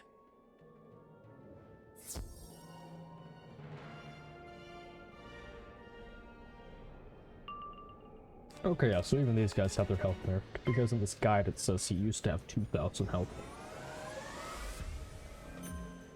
So that's like 25% of his HP, I think. No, it's 20%. So... Oh, wow. There's 4 bosses in here.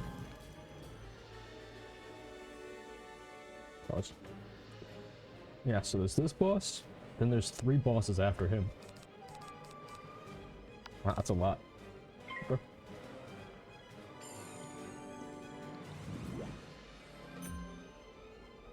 And the final boss in here, the Beguiler.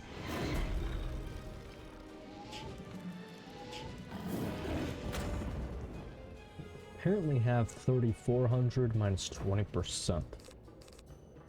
Which is... I don't know, how much is that? 3,400.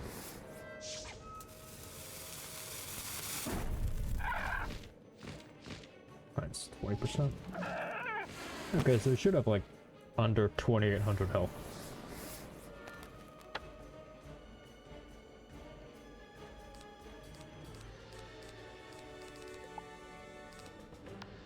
Hopefully this time we can actually get the hit off. I'm not sure why our accuracy is so low. Or why we keep fizzling so much, because our accuracy is pretty high. Should be at like 90%.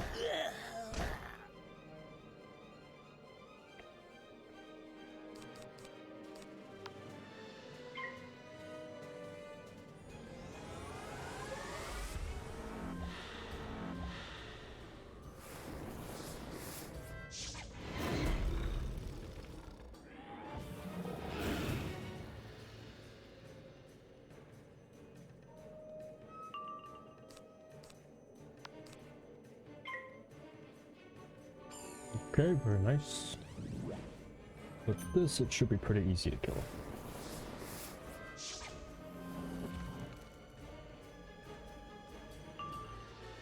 Yeah, so inside of that, in spite of that slight misstep, it still ended up going pretty well.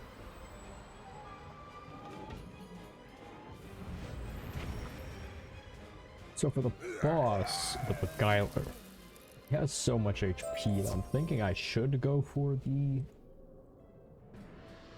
Hydra, but my biggest concern is that if it goes for ice, then it will do like no damage. Please, save my brother. He's being taken to be charmed by Ngozi the Beguiler. The evil Krok is turning all Manders into charmed slaves. Hurry! So let's see. Yeah, because if it does the fire damage, it would be pretty great. But if it does the ice damage, then it'll be awful. Okay, so we turn this one into fire.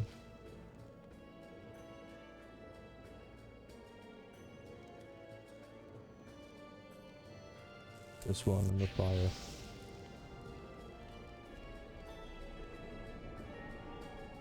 Oh, this is a little awkward. Navigating this is pretty difficult. Let's see. Fire, fire, fire. So then when we pull this lever, it should be finished, right? There we go. Easy. So you are the one who bested Atta. Your luck is about to run out with me. And afterwards, this Mander will still be taken to Ngozi the Beguiler. Ha! Okay, since there's 2 balance enemies, I might as well just go for the Hydra first attempt.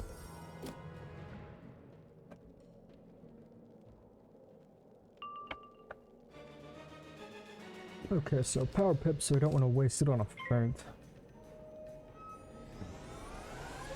Okay, so we are going first. So if we see any of them put up blades, we'll know to put up a shield immediately.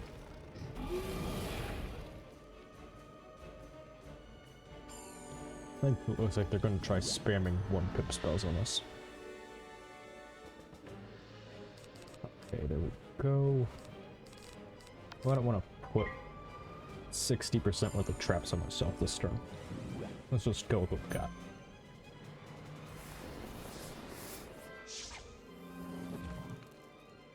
Okay, perfect. Perfect opportunity to drop an elemental.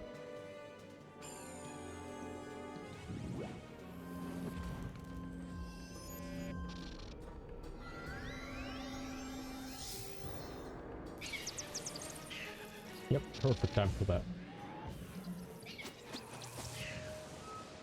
Yeah, that's the real advantage of going first.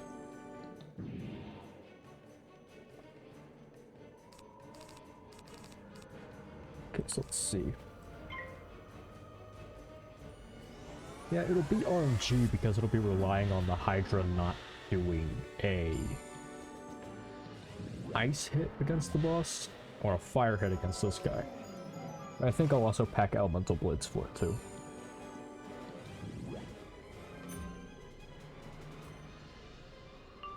In the future.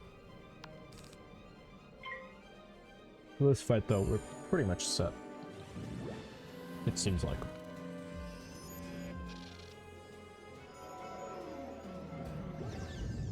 Uh-oh, mid-hit. Let's say Cyclops too.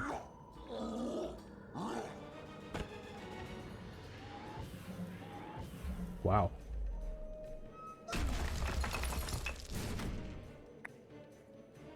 Yeesh, that's pretty bad.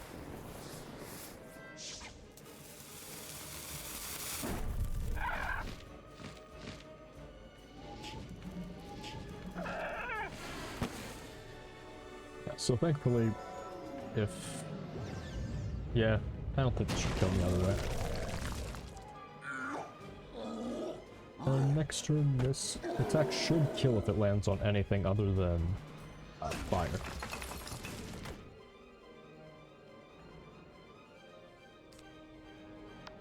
Right, so let's roll the dice on that. We have a 66% chance of this not being a fire hit, I think. Ooh, nice, it was Storm.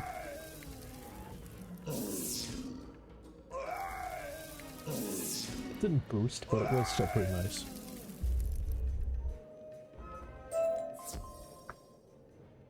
Okay, so let's see. Thank you so much. He was just about to take me to the Beguiler so I would become like those who are charmed slaves. Spellcaster, you are the only one who can defeat Ngozi the Beguiler and free the Mandra race from being charmed. Please, save us from such a fate. Yeah, so the thing is about those pink dandelions, as I mentioned it before, or I started to, is that those are really helpful because you can use them to craft seed vaults, which you want to use to keep all your leftover seeds in, but you need like 25 of them, and you get them all the time with Krokotopia, then like pretty much nowhere else, and you can't buy them. So you need to make sure you actually hold on to all them, because I made the mistake of getting rid of them since they don't drop anything good. My brothers have been captured. They're being held hostage by Warden Nabasi. We must defeat the Warden and free everybody. Okay, I got it. So we need to use sandstorms. We play. But might as well top it up, actually. So let's see. Okay. That's good. Let's see. Anything else I can think of? I guess we can take out the spirit shields and throw in elemental blades instead. And just start using the Hydra. Although we'd only need the one hit then. Halt! None shall pass. No one but Krok royalty is allowed beyond this point, especially not any wizard peasants. Oh yeah, he has bounce minions anyway, so it doesn't matter. Wow, okay, starting right off the bat with one of those. Fortunately, we're going second this time, so there's no way to consistently shield.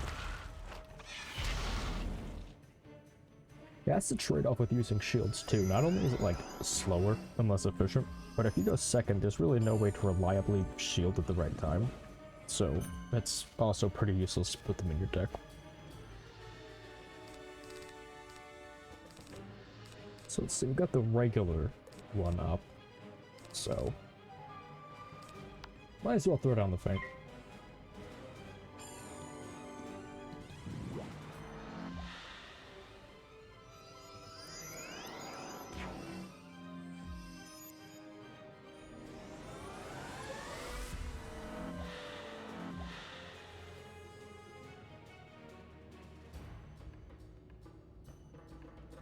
Okay, so let's see. Let's throw up the Elemental Blade.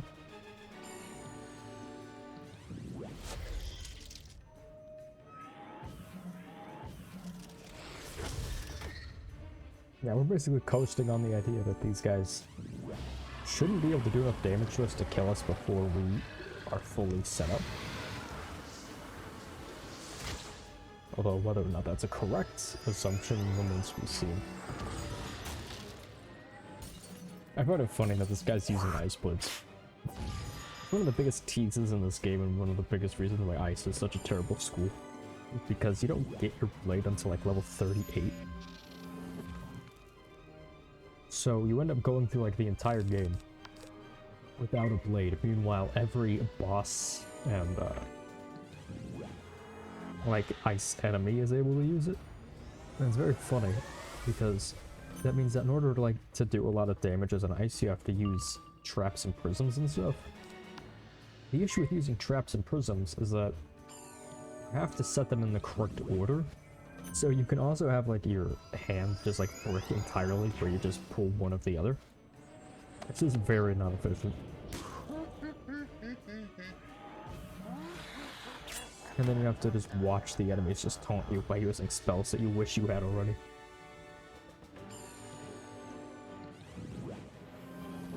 So let's see. If I'm correct... Okay, good.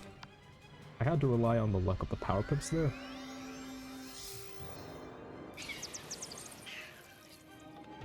So let's see, if we don't fizzle, that should kill.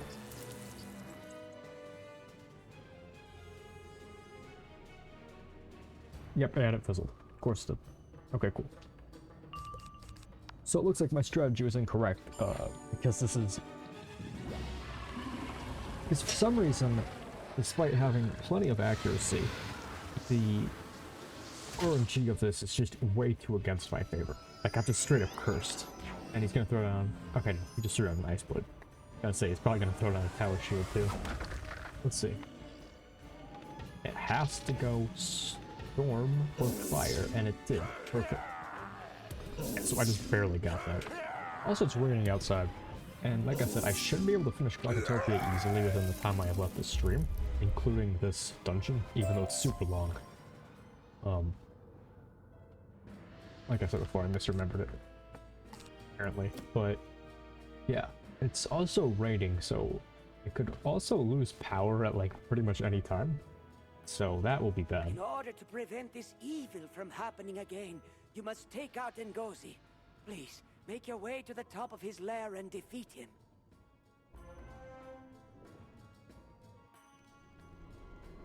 Yeah, so in here we have to fight a bunch of mob battles back to back. I think what I'll do is I'll throw down that, grab some more potions, and also maybe pick up some new gear from the bazaar. Like I mentioned before. I'll just buy them really quick.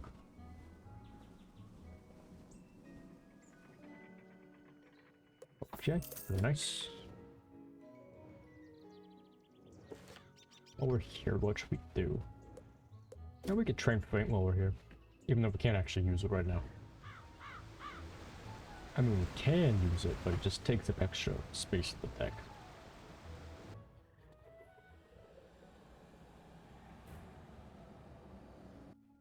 It will be helpful later, though. And there we go. That is death. Well, that's all we need from them right now.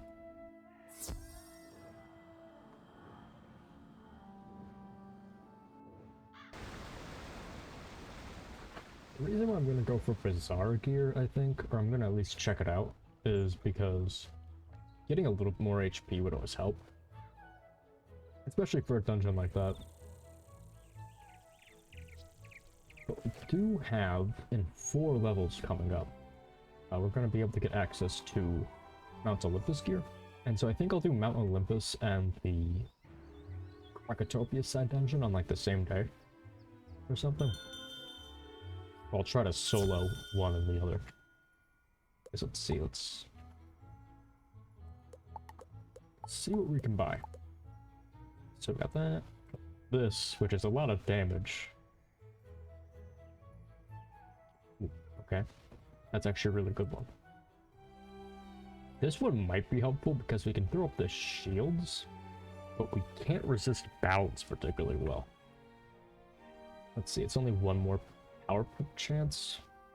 Although I'm also really relying on the power pips too. Which one should I do?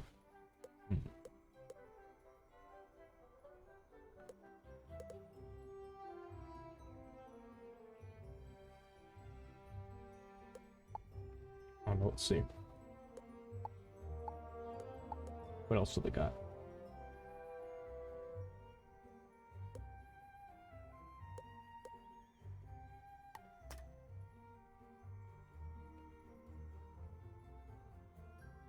I think I'll go for the defense, actually. I feel like that's a little bit more consistent. And it'll help out a lot for this dungeon specifically, since there's so many balance enemies.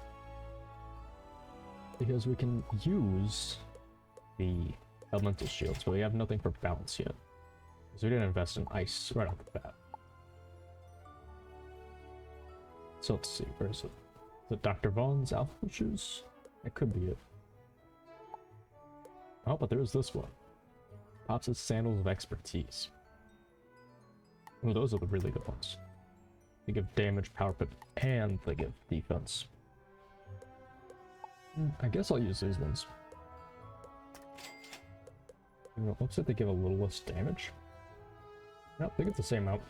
Okay, cool. Yeah, so they're just better. They don't really fit with the other bits of the outfit I got. Let's see. Do we have any of the other really good ones? Yeah, I was mentioning this before, but there used to be gear like this in like every world, where it's like the absolute best that you could get dropped from every place.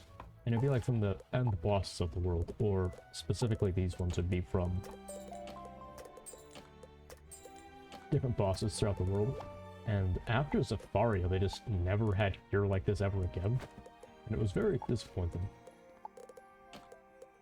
Because I kind of wanted to do a playthrough where you just like use that gear, but then they just stopped doing it, which is sad. Let's have a equip this. Yeah, this is what all the Marley Bone gear looks like. So technically, we're actually using it before we're supposed to be able to look like this. Yeah, one of the reasons why I wanted to do that was because I actually do like how a lot of the gear looks for each of the worlds, and it's just generally really hard to actually use them because they're not particularly good usually, and that means you'd have to stitch if you wanted to look like the world you were in.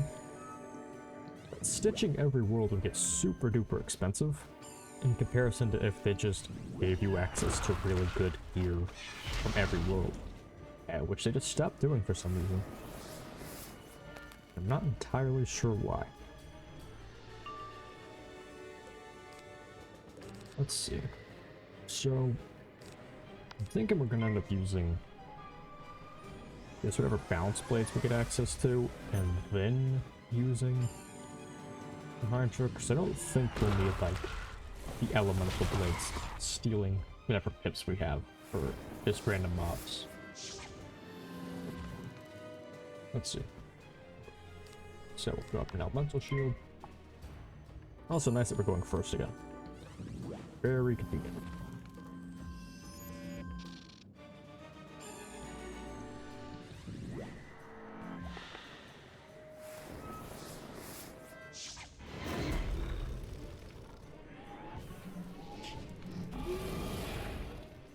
all this rain going on, my light flickered like a single time.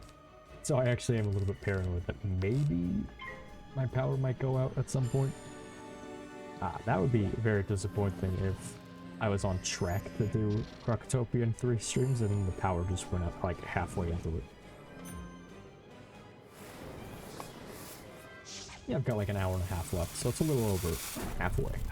Although then again, I did start late, so let's see. I think I started at like 2:40 something. Yeah, I've been live for basically 2 hours, so yeah, I started like 2:40. So actually, yeah, about halfway.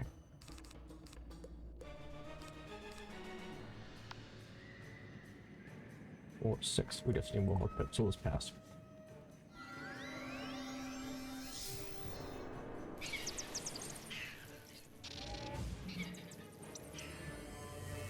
So if I keep going for like another hour and a half, yeah, that's basically about halfway. Yeah, so if it gets cut off halfway, that'd be very disappointing. Okay, very nice. Yeah, we're already taking less damage, which is pretty cool. Speaking of cool, I also always thought that the Marleybone gear looked really nice. Something with like the slick masks and the nice coats and stuff. It's very fancy looking. Got class, got style. Yeah, thankfully we don't need to use too many of these potions because they give us health wisps after every one, which is very nice for us.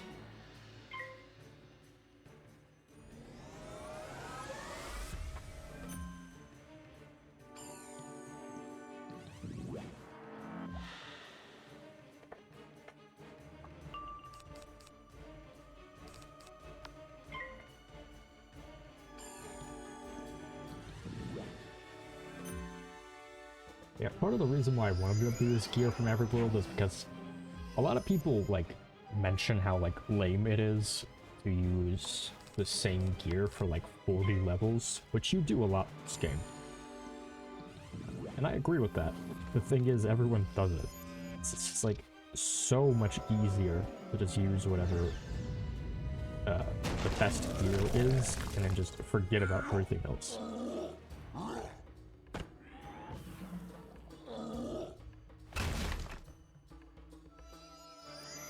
So I kind of wish that instead of like deciding to go on like the whole route of like, oh yeah, we're gonna do like a gear on it, they just like made more gear. Instead of like changing what's already there, they just like made more viable options and different ways to get it. I feel like that'd be a much better overall way to tackle the issue than, oh yeah, we're just gonna make everyone upset by like changing the way the entire game works. Oh.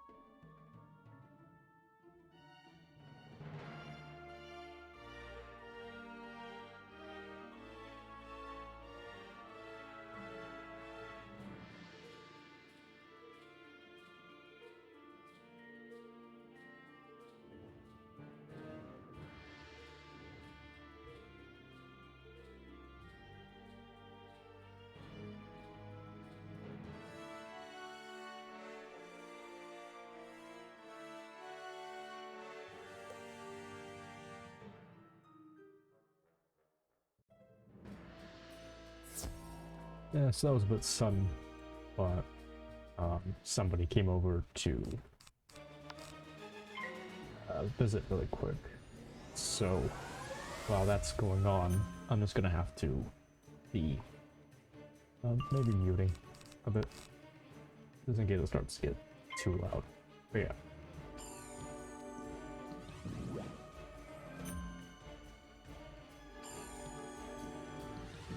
Yeah, sorry about the sudden dog barking. I wasn't expecting that to happen.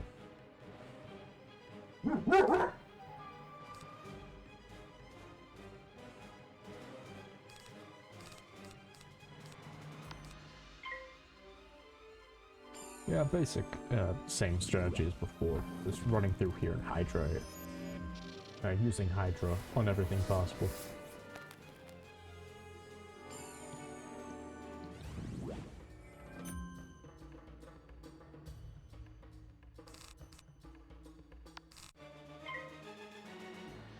Yeah, I think this should have more health wisps after this fight, so I shouldn't have to use a potion for the next one.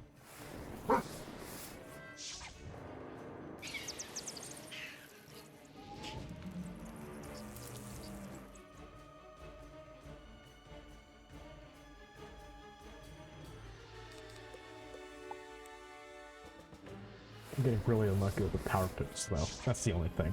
With this strategy, it's not really working out. Is that if it keeps dragging out the fights like this super long, it makes it really difficult to actually kill anything. Because I keep losing so much HP.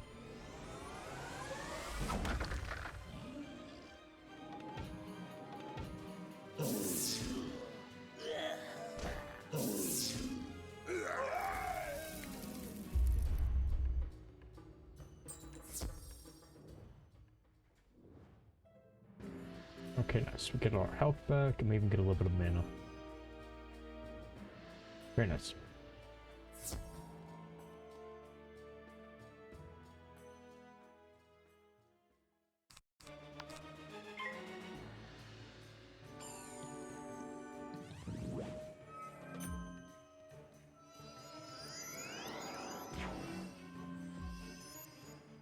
Oh, that's not good. Power shields. Well, I suppose it was really only a matter of time before they'd start using them more often. Let's see. That's a regular one. That's not good. Okay, so we'll have to throw out that on this. And just hope for the best.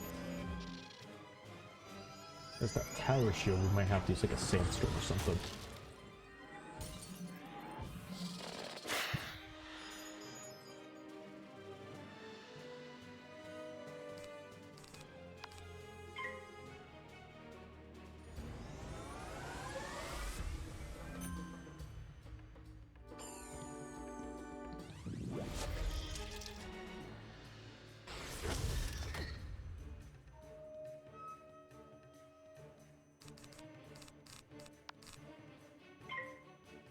Yeah, I'm getting really unlucky with the power pips recently.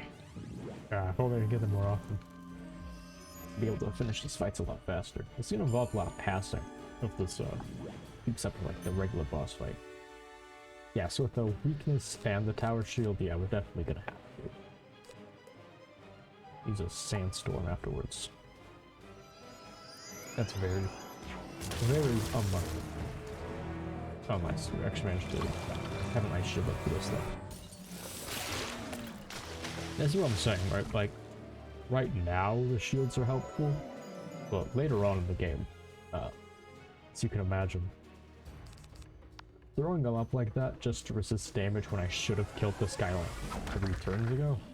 Yeah, that's the reason why I don't use shields or healing. Red Balder. Oh, never mind, it was ice. So yeah, we did like no damage to him.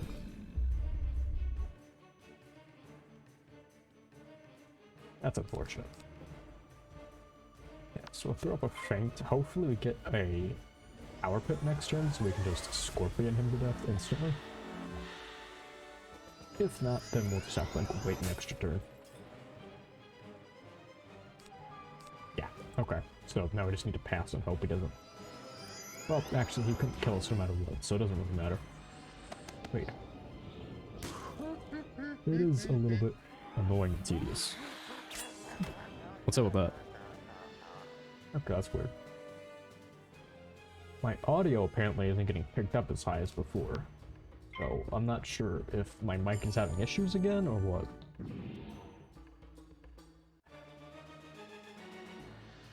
The luck. The complete and total lack of luck I'm having right now is insane.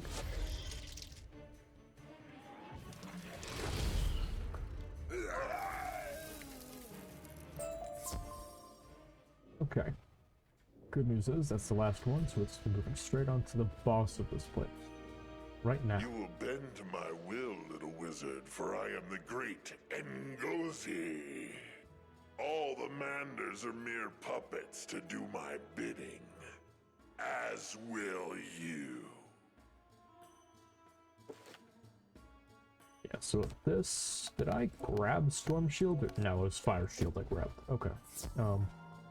Got the heal. Okay, if we go first, then this should work out fine. Okay, nice.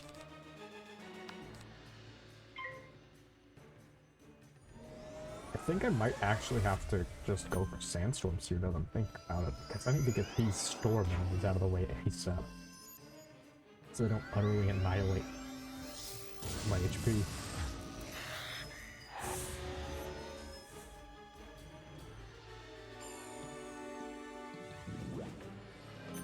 Yeah, and so they also can't constantly debuff me with weaknesses. Yeah, I think that's what I'll do. I will double blade Sandstorm, and then I will build up to a Hydra.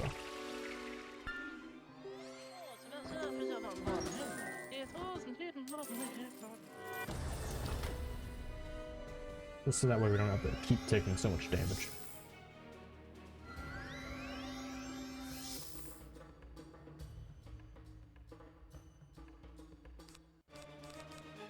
So draw a Scorpion and then use Sandstorm. Yeah, overall, this dungeon was long and a little bit difficult, but overall, it was totally doable. Especially the prep we put into it. So yeah, very nice. Oh, just barely killed them. Wow. If that strategy didn't work, I would have been very, very, very concerned about what to do next. Oh, we should have an elemental shield. I was about to put up a feint, and then I realized he had everything he needed for a really big hit.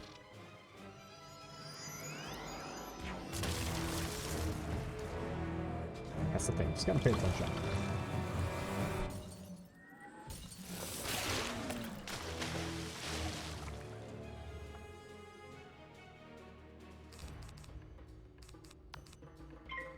Go down that. Yeah, so I need to start getting power pits really soon, otherwise it's gonna be like 5 turns of passing.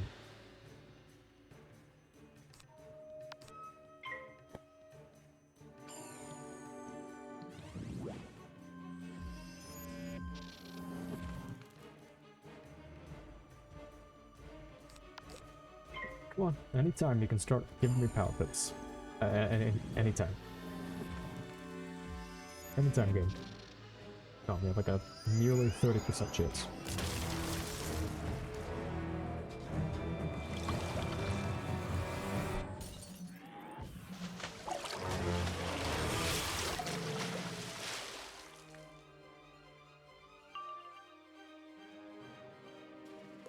Okay, there's one.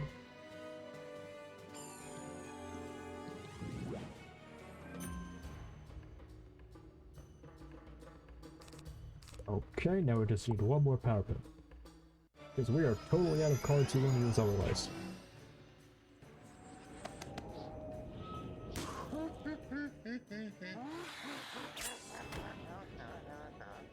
Power pit next turn, if it hits fire, that should be it. And there was another regular pit. Okay.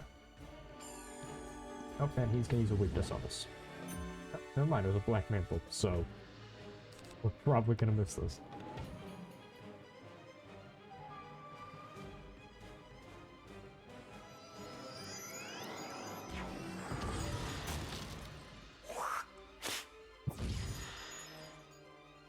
Come on, game. You can't just throw victory in my face like this and then just like prevent it entirely. Come on. Alright, come on. That hit Storm. Oh, whatever. Still killed him. Alright, easy. There you go.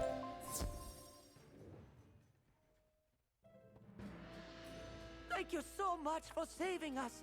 Ngozi was turning us Manders into evil slaves. Hopefully your deeds will prevent future Manders from turning evil. Good luck on your journey. Yeah, it was super long, but thankfully it turned out pretty quickly. I mean, it's super long, but it turned out pretty easy. It was still super long. Let's see. Now we can start focusing on the regular quests again. So we can move these from our deck. And we shouldn't encounter anything with that high of HP again the entire time we're in here. So we can just focus entirely on these. You aren't from the Desert family, are you? Those fools attacked us and would do anything to destroy us. Before I will speak to you, you must incinerate their mummies, or they will rise up to fight us. Only then will you prove your worth.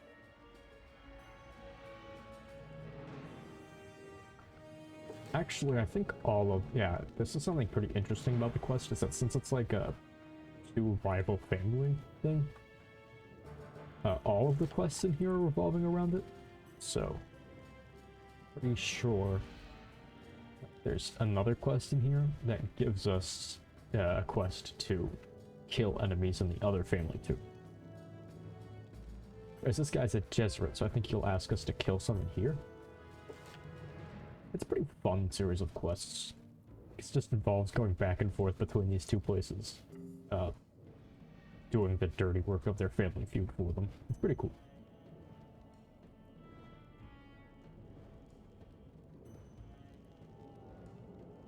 I beg you, put my spirit to rest.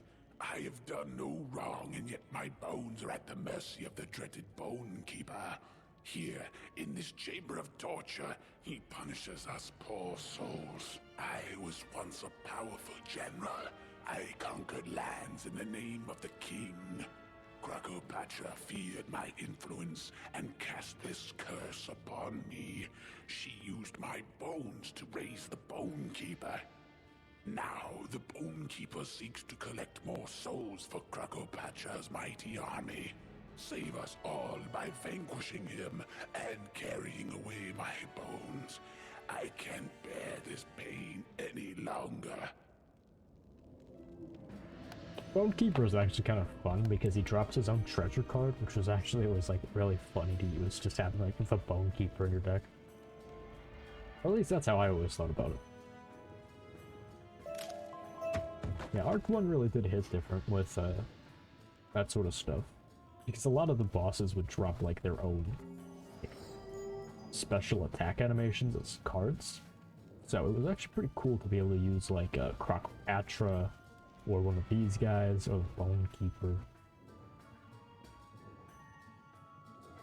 And they were actually always pretty strong. Unfortunately, the only way to actually get them is to fight them, which makes sense, I guess. But yeah, either that or to open up the really early packs. Speaking of which, you used to actually be able to get those packs from Grub Guardian, but Grub Guardian hasn't been updated in like years, which is very unfortunate because it was always one of the best side activities. A lot more fun than the trivia and like another easy way to get some crown items, including like one So you more brought pack. me some bones. Not good enough. I challenge you to a duel. Yeah, like I think they actually used to give the ninja lore pack, and that was like actually pretty cool, all things considered. So yeah, it is kind of a shame that they stopped updating Club Guardian.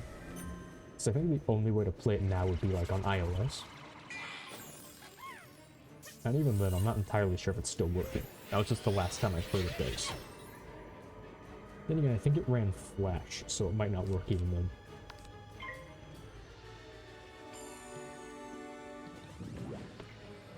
Actually, I wonder if there's any news on that.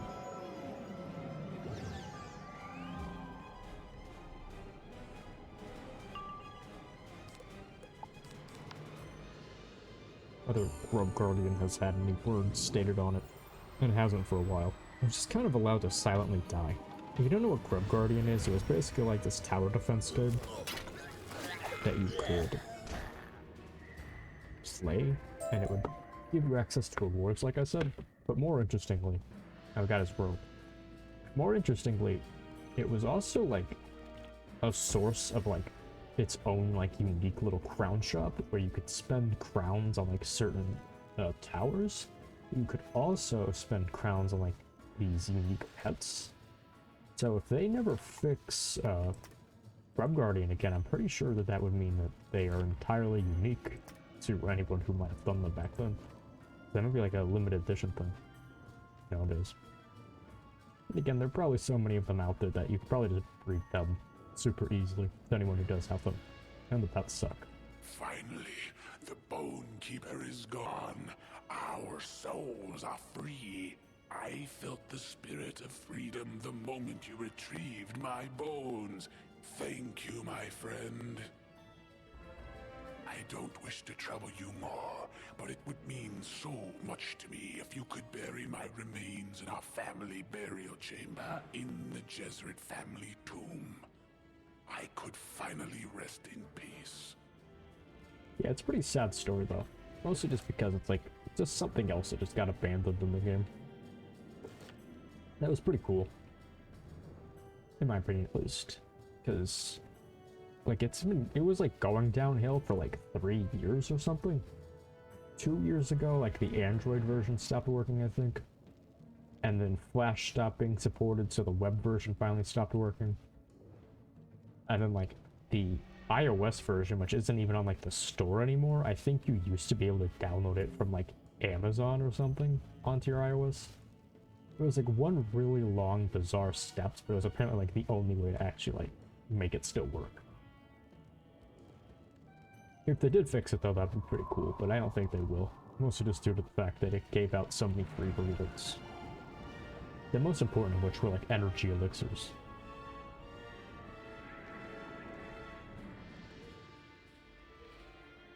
Yeah, imagine that, free energy elixirs. You ask most people about it and it would have been unthinkable, but it was actually something you could do for years. Not a lot of people took advantage of it though, is why I'm pretty sure they didn't feel bad about not really fixing it.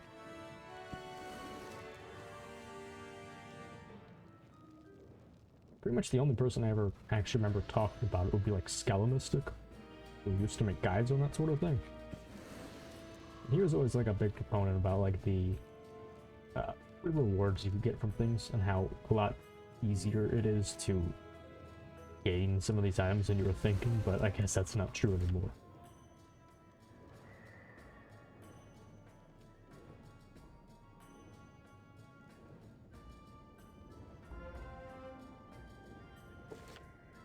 Okay, nice. So now we should grab the quests while we're in here.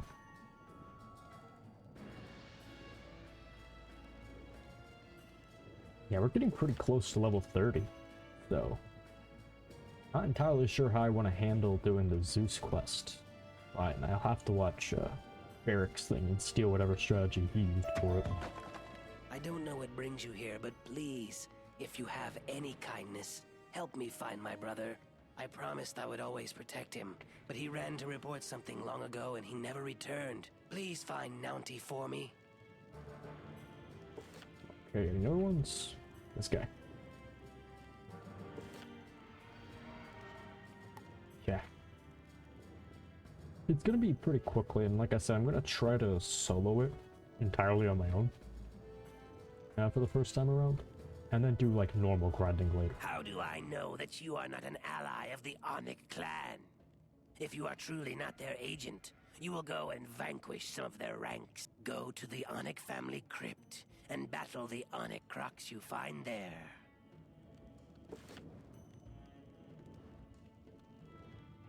Okay, so we have some basic stuff in the Onyx family tomb. We'll just handle really quick. Yeah, like I said, I kind of like this quest line because of this. We just go back and forth between the two with the like trying to gain the trust of both of them at once because they're like fighting over it. Well done. No one allied with the Jesuit family would ever be so bold. Now they can't rise to fight us again. The spirits in our tomb have become restless.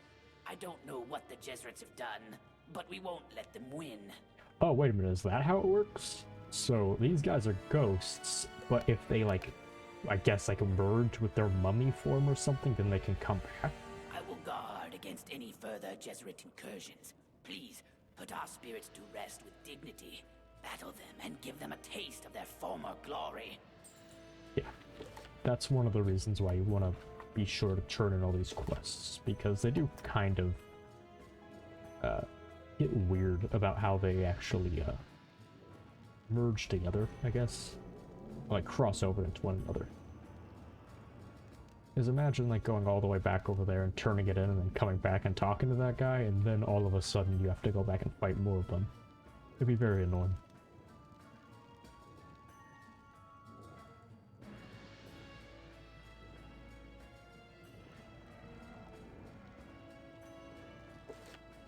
So let's see.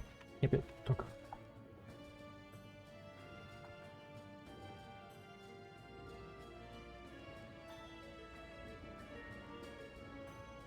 My gratitude is eternal, young wizard. Farewell. Okay, nice. Yeah, I named myself Shadow Whisperer in advance. I'm still not sure if they're actually going to add a way to change your name in terms of like changing it, because apparently that was on the table at some point. So I made sure to do it while I could, but also I would have thought it was cool like if I could change the name over to Shadow something, like to make it like shadow related after I actually got the shadow spells, but unfortunately that's not how it works right now. That would have been pretty cool though, I think.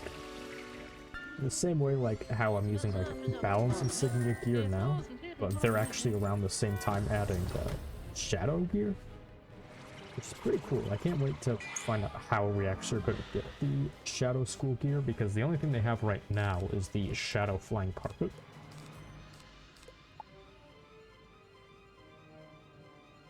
Which you can buy in the crown shop, of course, for 7,500 crowns. Which is way too expensive to be worth it.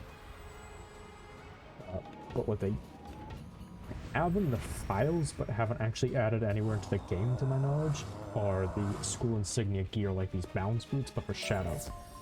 And it's only for the, I think, elegant set right now, which is like the most popular one, so it makes sense.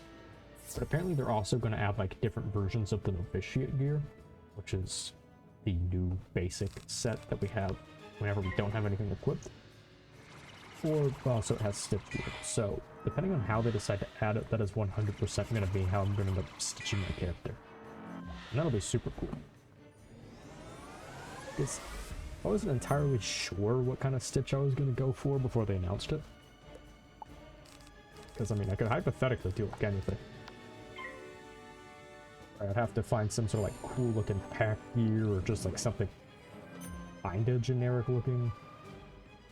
Or just use like the novitiate gear and just like make it black, I guess. I could have done a number of things, but I guess if they're not going to be lazy about it and actually find a way to add it into the game, it would be pretty cool. Yeah, my audio still isn't back to being where it was before, so I'm not entirely sure if I'm having audio issues right now. Yeah, I'd hate to come back to this VOD and find out that for some reason, like, my audio, like, became, like, half as loud as before. That would be really... That would be another, like, very infuriating thing to happen.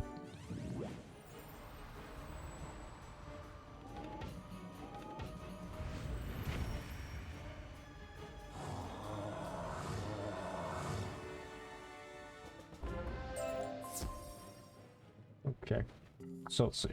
We got hub. 3 universal resist thing, another set of those, and talk to this guy. This guy. Already.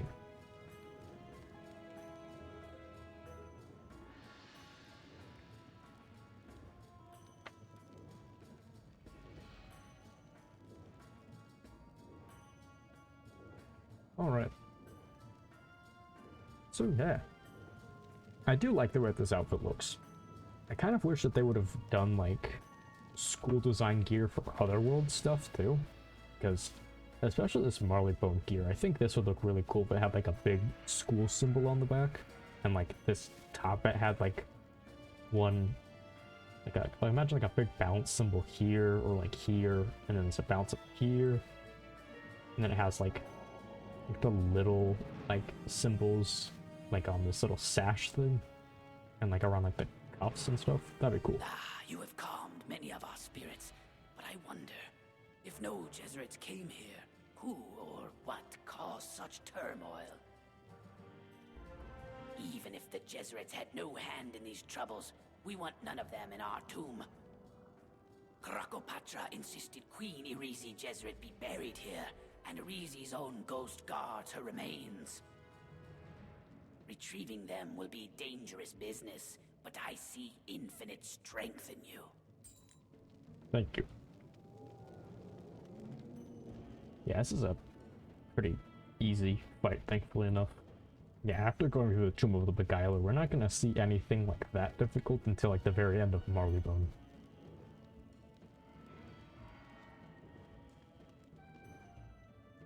Do your worst, pathetic wizard! Yeah, I did like 3 levels. We're gonna like max out how strong we can actually get in Arc 1 too, so it's not even gonna be a big deal either.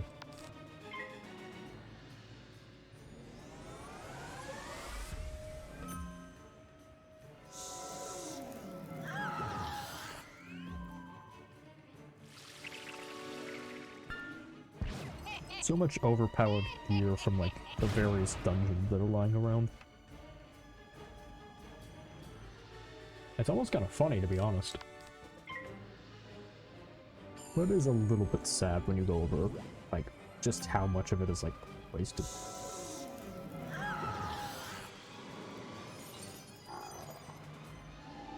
Oh, cool. 2 bots at once. Haven't seen that many before. Let's see. Bam, that one. How do I? There we go. I'm still getting used to interacting with the chat in OBS itself. That's my game window. There it is. Yeah, that's the weird thing. So I have to have it in full screen so it can, like, actually look right. So, like, it actually like, fits all the corners properly. But whenever I do that, anytime I click off of it, it immediately goes into, like a static screen for some reason. And I'm not entirely sure how to change that. Because for some reason you can't make it fit exactly in OBS. At least not to my knowledge. I'll have to look into that. There we go.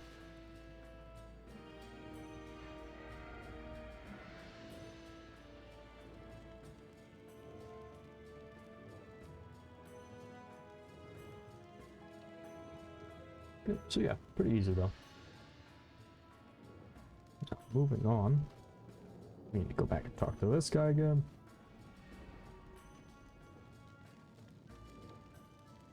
Yep, come on. There we go. It seems you have now given peace to the Jesuit as well. We have long tried to retrieve her remains, young wizard. Only with you have we succeeded. Oh, is that true? That's kind of pathetic if you guys can't beat her. Yeah, she's really not that strong. But I mentioned this before, like, really early on, that for some reason the wizard in, like, the actual lore is super overpowered. Let's see. Yeah, so the rest are in the Jesuit. Unless there's another one in here. No, it's just the Karanan.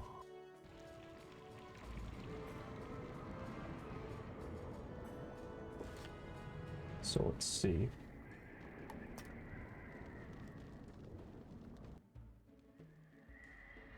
Okay, talk to this guy.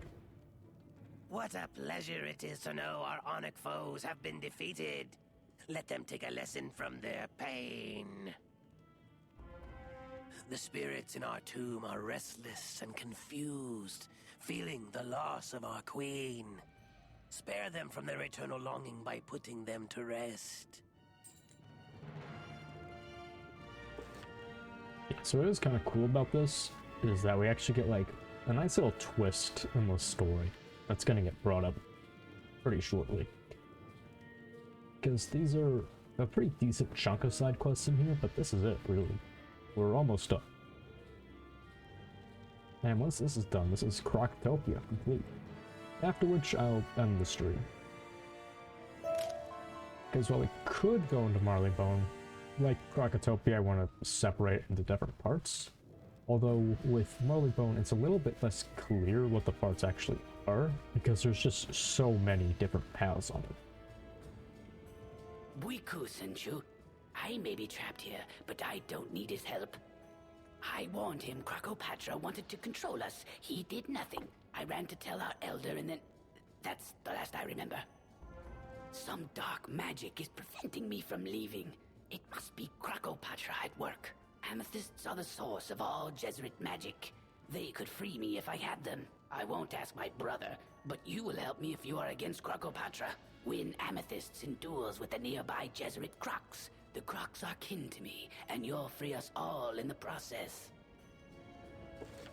Yeah, well, Krokopatra's already dead, but I suppose that's as good of a place to start as any. And figuring out who managed to actually cause you to be unable to leave.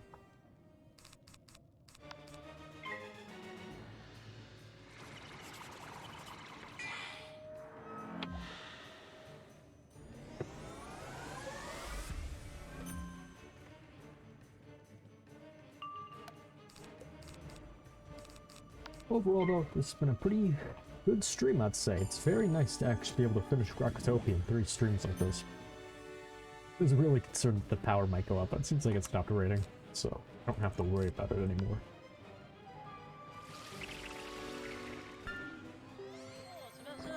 It's nice when a plan really comes together.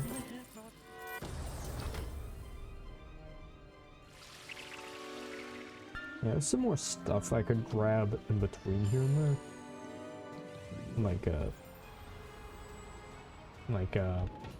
What's it called? I don't know. Oh yeah, like those tutorial quests, that's what they're called. Like the various crafting and fishing and quests. I might end up doing those just so that way they're like out of the way. And also I can use the quest finder in Wizard City without having to like be led astray by those. Which those ones I'll just do off screen. Or off stream. And what else? Right, there was one quest I swear is missing from Krokotopia. Like, cause it's in the Pyramid of the Sun, and it's a room where you fight like 3 dark pixies, and I'm confident they didn't straight up remove the quest, but we haven't gotten it yet.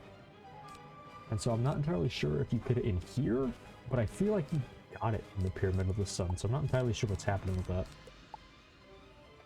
Either way, if it isn't here, then I guess we can figure it out then, and if not, well, I don't know. Maybe it was a school quest. That's also definitely a possibility. It might have been like a quest for a specific school I'm thinking of. In the same way that we had to do a lot of stuff for balance, like unlock the Krokosfinx. That very well might be it.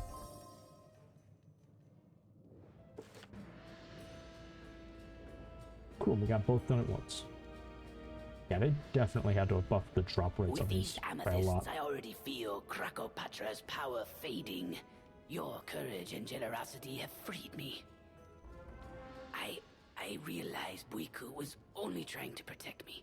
Without you, I would not be able to help other trapped spirits. I will use these amethysts to free others. Please, go back and let Buiku know that by your grace, I am free and will see him soon. And through here. Wait, maybe I can use the teleporter to get over there faster? I can definitely talk to the first guy much quicker that way. If nothing else. can feel their pain dissipating already. You have honored us with your help, young wizard. While some souls are at peace, I still sense confusion. How can this be? The Jesuit family values knowledge and the discipline of the studious mind, unlike the Onyx, who value only treachery. Go now and learn of the history of our conflict by reading the 2 tomes that recount first the alliance and then the rift between our 2 families. It may ease the confusion of our spirits. No, just need to talk to this guy. Yeah, I think there actually are a pretty sizable chunk of side quests in the Karanan place, so it's not like the stream is gonna end like super soon. It'll probably end before around like 6, which is in about 40 minutes. Puiku smiles and shakes his head. I always did my best, but I could never control him. Thank you for freeing Naunti and helping me fulfill my promise to keep him safe, young wizard. Let's see. Anything else? Oh, there's one now in the Onyx family too.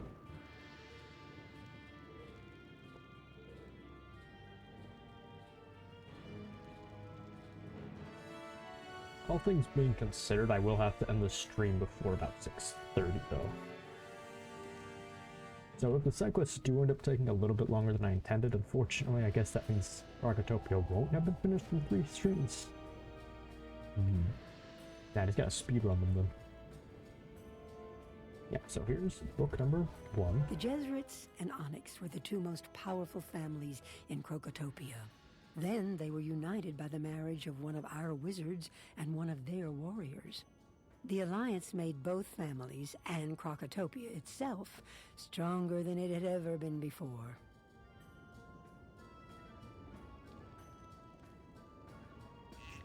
Oh, it doesn't even like say it's empty or anything. That's bizarre. What's this? The 2nd tome is missing. You must understand, the spirits in this tomb will remain restless if they forget who they are. No Onyx has dared enter this tomb, so a crypt scavenger may have taken the 2nd tome. What are we without our knowledge? Seek him out and defeat him so we can preserve our history. So there are lots of little bosses lying around like this. And that's my main concern, because I think Karnan Barracks has like 4, and if they're on their like own entire quest chains, then it could actually take a little bit longer than I'm thinking. But yeah, I don't know. I'll just play it by ear. Either way, we've made a lot of progress today. That's very nice. If you have no offering for me, I shall take my reward in your defeat. Yeah, I definitely prefer the older models of these guys. They just fit closer with their little drawings, which looked cooler. Now their faces look a little bit too cartoonish.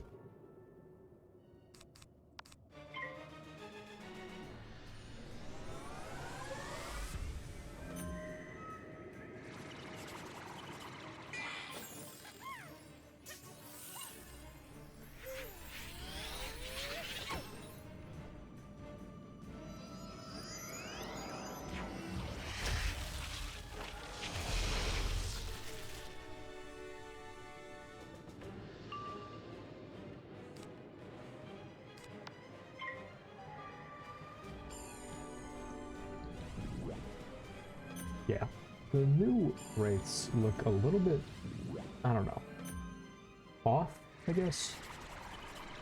The wings look a little bit too inky, and the faces just look incorrect.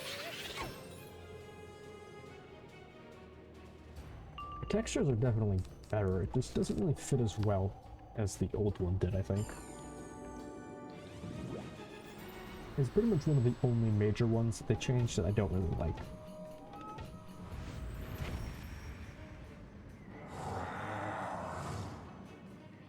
Oh, okay. He's not dead.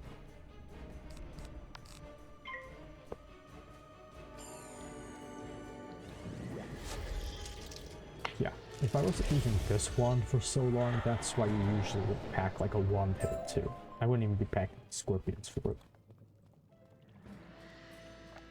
So let's see.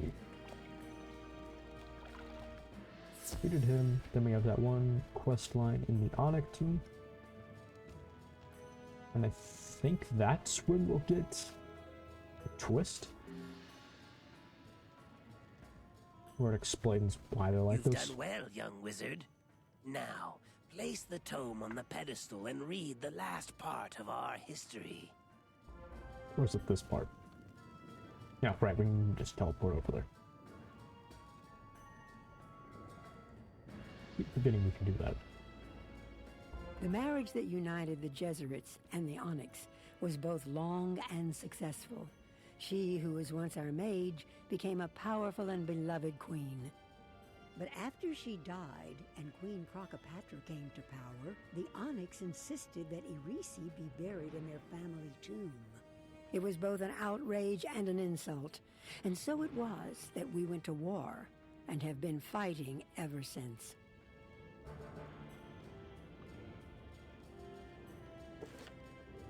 So that's the explanation, basically, as to why they're so upset about it. And now you know the wellspring of our deepest pain. I had forgotten Krokopatra came to power when our war began. I hoped to remind the restless spirits, but instead, you reminded me. Thank you.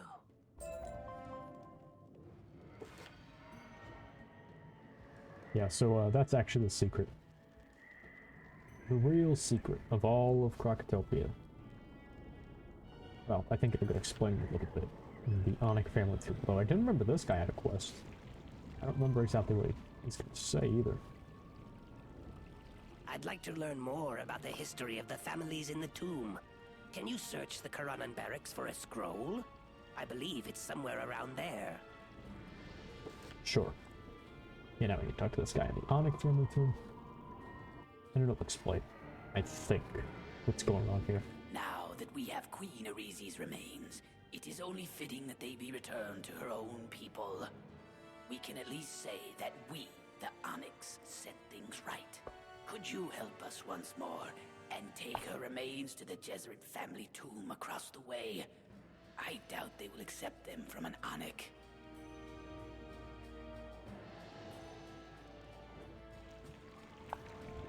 Yeah, I think this is it. Where it'll actually explain it. I don't want to reveal the twist myself. You have brought back our queen, and with the help of our mortal enemies? How is this so?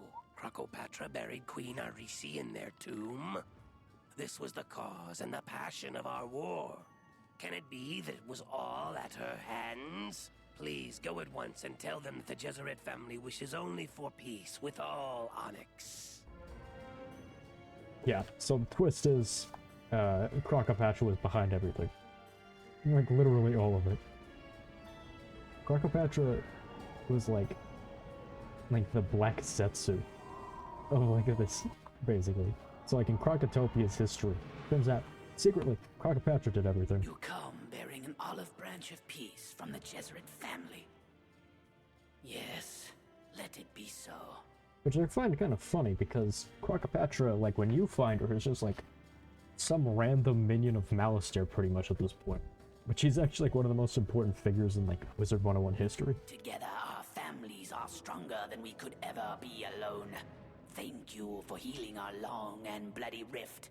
Let it be known, we will never ally with Krokopatra. Yeah, so normally you would do this quest before you kill Krokopatra, obviously, but yeah, it wasn't really too necessary. Either way works. So, who are we gonna talk to? And where is the scroll? That's even more important to find out.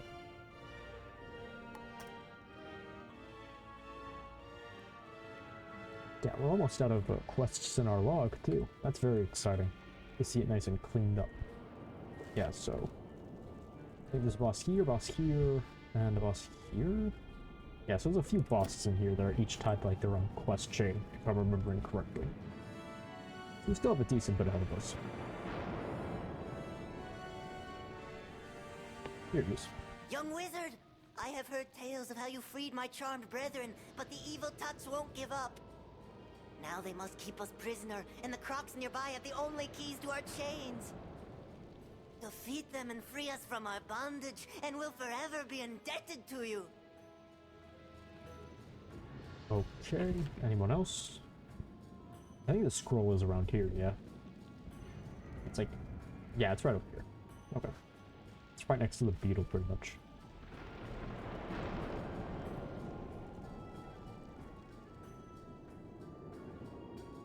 Yeah, it's right here. Oh, we didn't even get... Oh, the narrator didn't load in yet. That's why. Yeah, so if it plays at all, it'll play like a minute late. Okay, never mind. Just skip over it. So let's see. Any other quests? No, just William. That's weird. Actually, well, now that we know where it is, it's that red teleporter we want to use. We'll talk to Kajire just in case he asks us to kill anyone in there.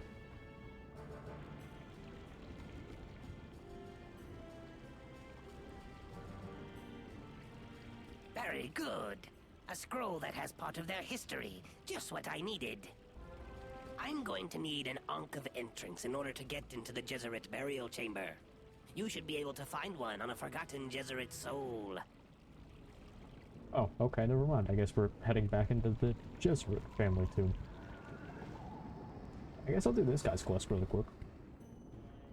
Why not? Let's see. Oh, yeah, we're still basically capped out on them. They should be right outside like this door, right? This one.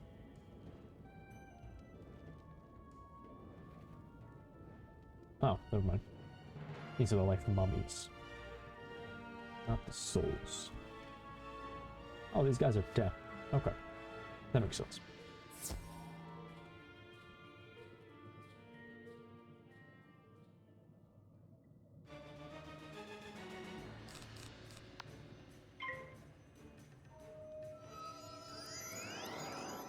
Okay, very nice stuff.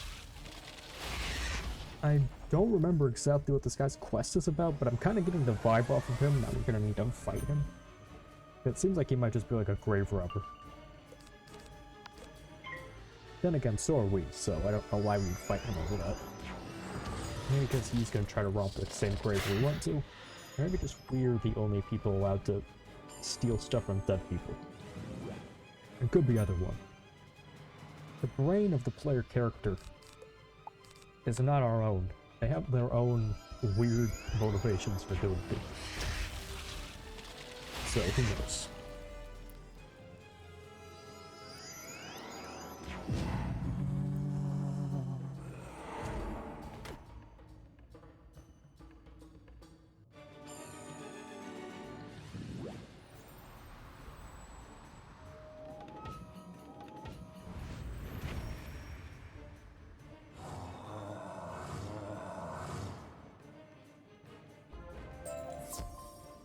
Okay, cool. We got that. Now, we need to go back to the entrance.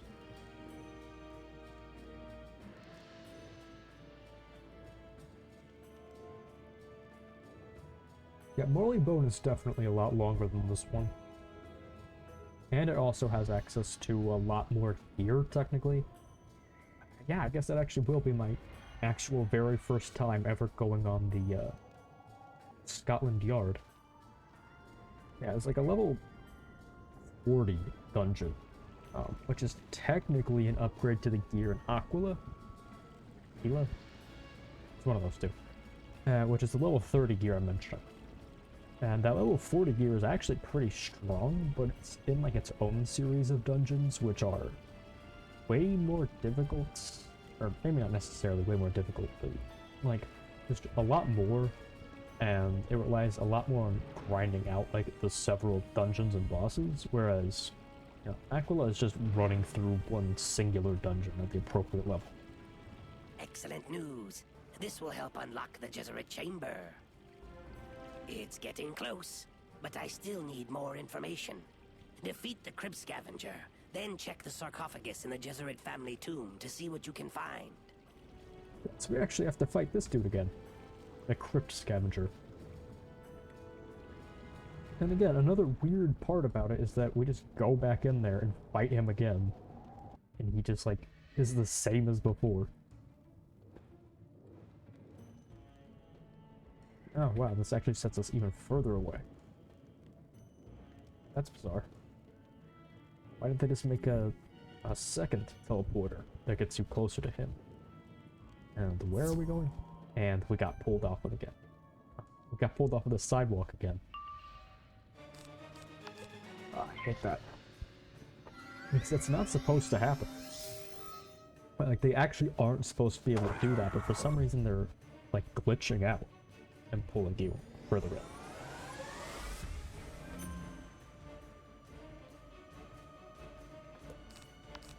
That's very bizarre and very annoying. But I guess it's faster to deal with it than fleeing, using a potion, and then walking all the way back. So I might as well just fight them.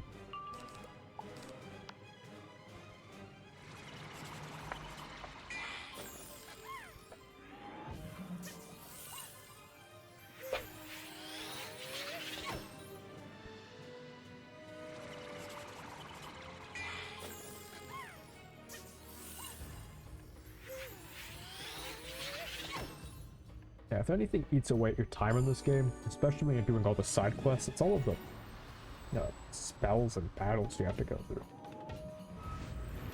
Because the game isn't like super short, like anyways, even if you only just do the main quests. It's a pretty long game, and so having it be subscription based is actually kind of worth it, I think. Because while the overall price for the game in order to unlock it all permanently is like, I think it's like over $300 at this point. You know, paying $10 a month is like enough to max out like one entire character if you just do like the main quests really quickly. So if you have like a year's subscription and you actually like really wanted to like play the game, you could hypothetically like max out all of your characters and do most of the side quests on all of them too, which would be pretty cool, I think. Wizard101 has always been like a very content-packed game, and there's just like a lot to do. And I do like it, because of that.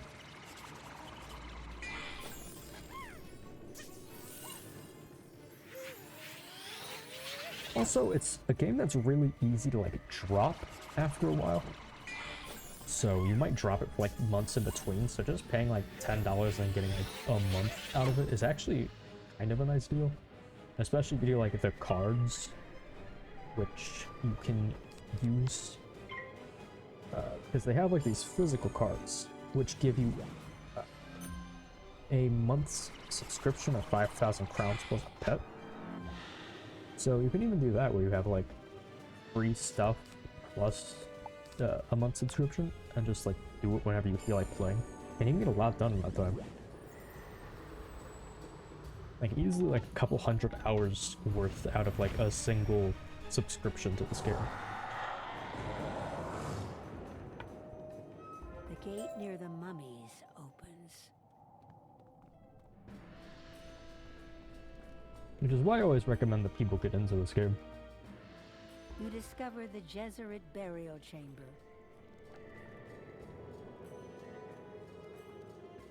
You discover some strange markings. Okay. I'm not entirely sure what we're supposed to do with that.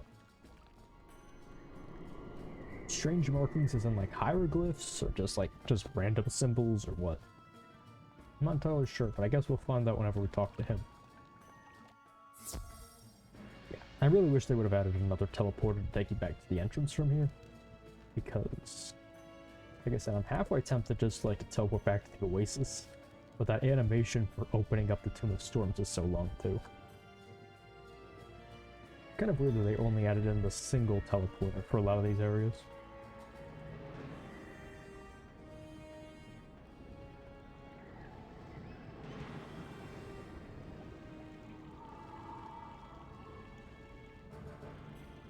Alright, what do you have to say? Thank you very much. I'm finding all this very interesting. Oh man, we're completely... Well, can't... Oh, okay, well, I guess we just have to deal with it. We'll just look at it from the side. As he slowly rub his chin. There we go. Now there we go, now our whale is rubbing his chin. Or our I narwhal. need you to go look through the Onyx burial records for more information. You'll need to speak to the Bone Keeper to learn where the records are. But he's unlikely to speak to you unless you impress him with a gift of bone. Defeat a couple of shambling Onyx and see if one of them drops a suitable bone for the Bone Keeper. That should do the trick. Very nice.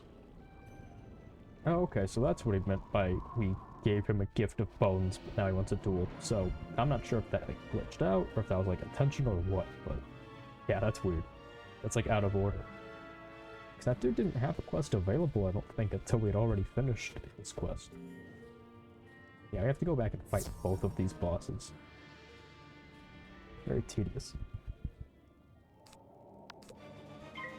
Then again, I guess that's how they added all of their extra content in back then. You know, lots of the stuff in Arc 1, especially, is like this. We just do the same stuff over and over again.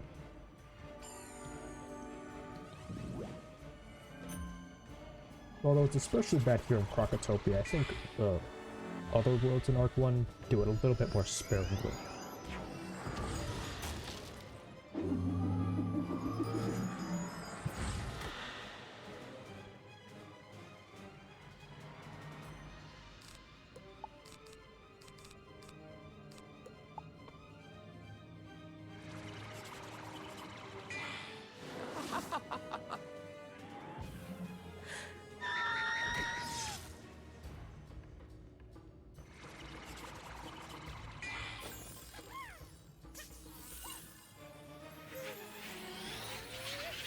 Yeah, not a lot happening. Which we just have to fight these guys over and over again. But yeah.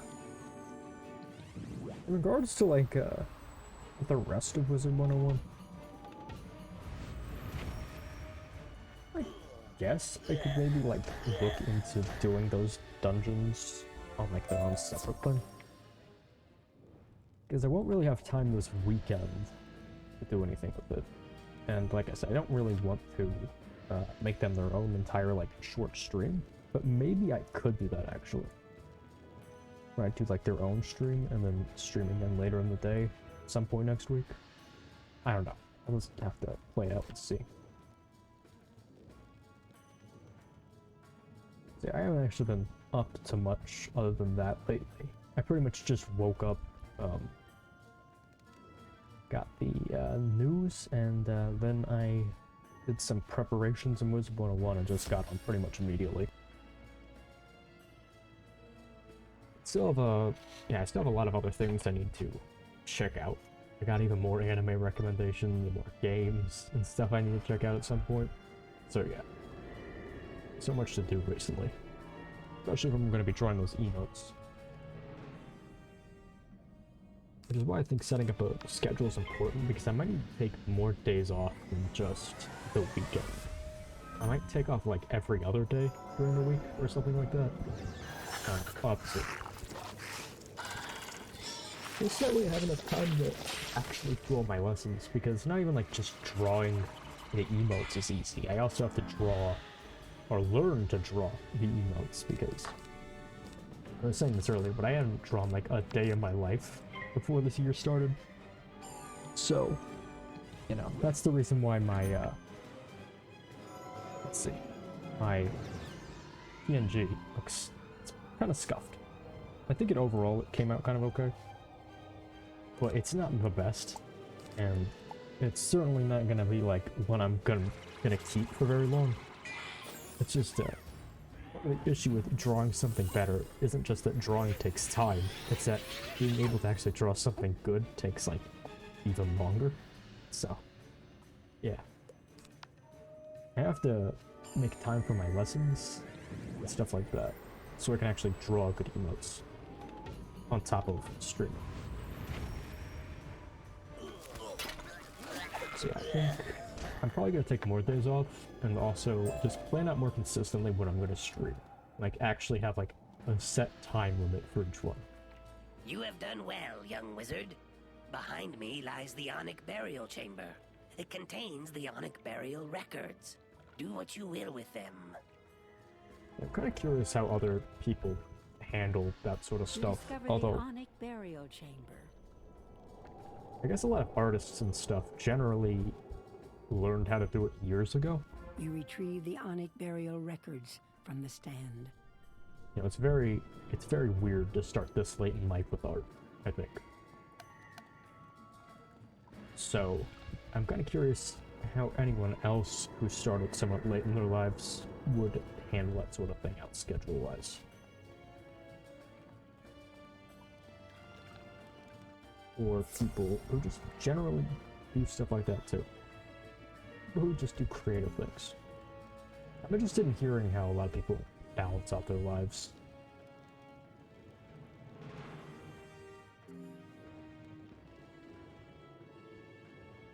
So my days are pretty empty.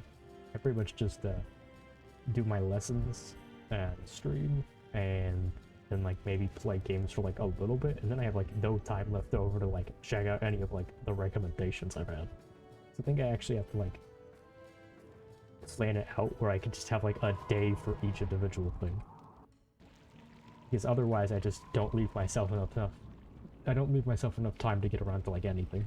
Thank you for bringing me the information from the Onyx Burial records. Oh, okay, cool. We don't have to fight him. He was just a guy genuinely interested in history, I guess. Ooh, neat. Good on you. But yeah. Overall, I'd say I'm still having like a good time doing it and stuff. You know. They keep adding more stuff onto my plate. I should stop doing that. But yeah. I'll just keep doing my best, I guess.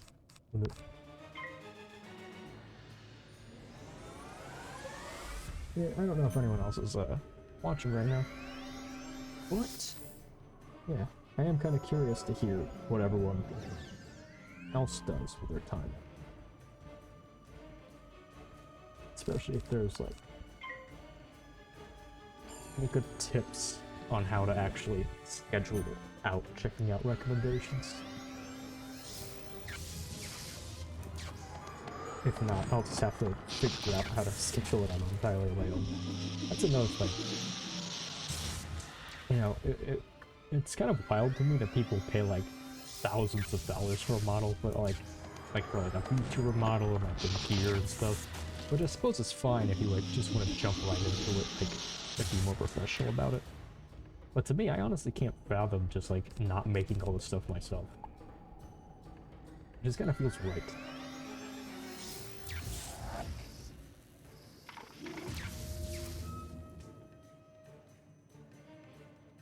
Now remember, it's like lots of Twitter posts about that stuff. It's like, yeah, if you wanna do stuff for cheap, you have to learn how to do it all yourself. That is definitely 100% true. It's fun though, it just takes a long time. Similar to this game, you know, if I was playing this game a lot, or really just anything, you really have to learn a lot. Wow, okay. I only got one key from that. That's not cool. We're supposed to have buffed the rates, not made them where you only get one key again. I don't know, I'll keep track from now on of how many battles it's gonna take me.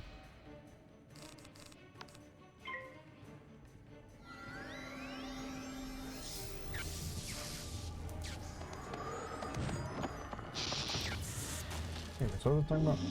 Alright, learning how to do stuff. I guess there isn't really much to say beyond just like what's actually like common sense though, about how everything takes time to get good at.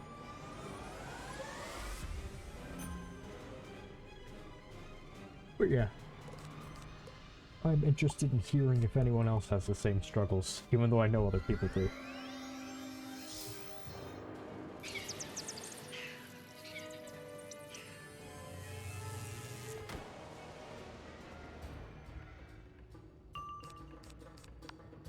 Okay, let's see. What do we got? We're gonna get the last 2 we need from this fight, or we're gonna have to do a 3rd fight, or we're gonna have to end up doing 10. Because when they're going back and buffing all the rates, they just didn't buff this one for some reason. Let's see. Let's find out. Yeah, but I remember going back through this game, and I was absolutely terrible at it. Like, I couldn't even beat Krokotopia when I was playing this as a kid. Oh, what's this? Oh, backpack full? Yeah, my backpack is full. That's not great at all. Let's see, what can we get rid of? I should have some Krokotopia stuff I can... No, I guess not. Oh, there's a few here. I have 3 Krokotopian Striders. I got... Yeah, the rest of the stuff I'll just have to, like, sell in the bazaar. How should I do this, then? Should I... Oh, wait, you know what else I can do? Yeah. Yeah, I'm not even sure where I got those ones, but we'll get rid of this one. This is useless. We will get rid of this. Let's see what else can I do. Ooh, we can get rid of some of these seeds. Yeah, alligator trees are awful. Bamboo shoots, don't even know those drop. Boiled peanuts. Yeah, any seeds we get at this point aren't worth keeping. With the exception of the pink dandelions. Yeah, that's another thing you need to keep a track on. Is your housing items. Because here, we only got like a few. Most of we got like the regular housing items. But when we get into later worlds, instead of dropping the world sets, instead they drop just an insane amount of musical scrolls. Like, it actually becomes just absurd how many musical schools you actually end up getting. Also, yeah, I guess they did buff the rates. I just got unlucky that first time.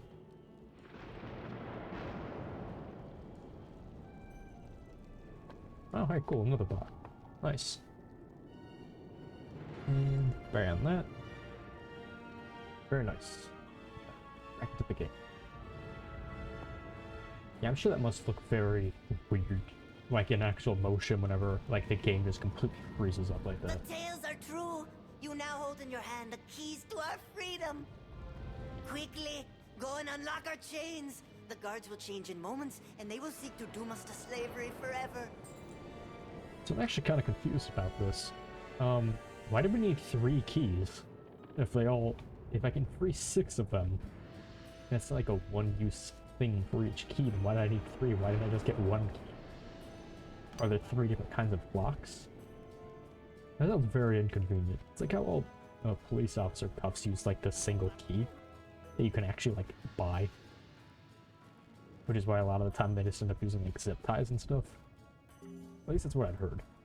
I don't actually remember that well.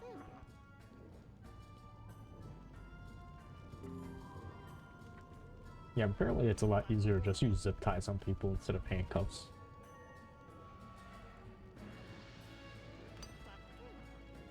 Okay, there we go.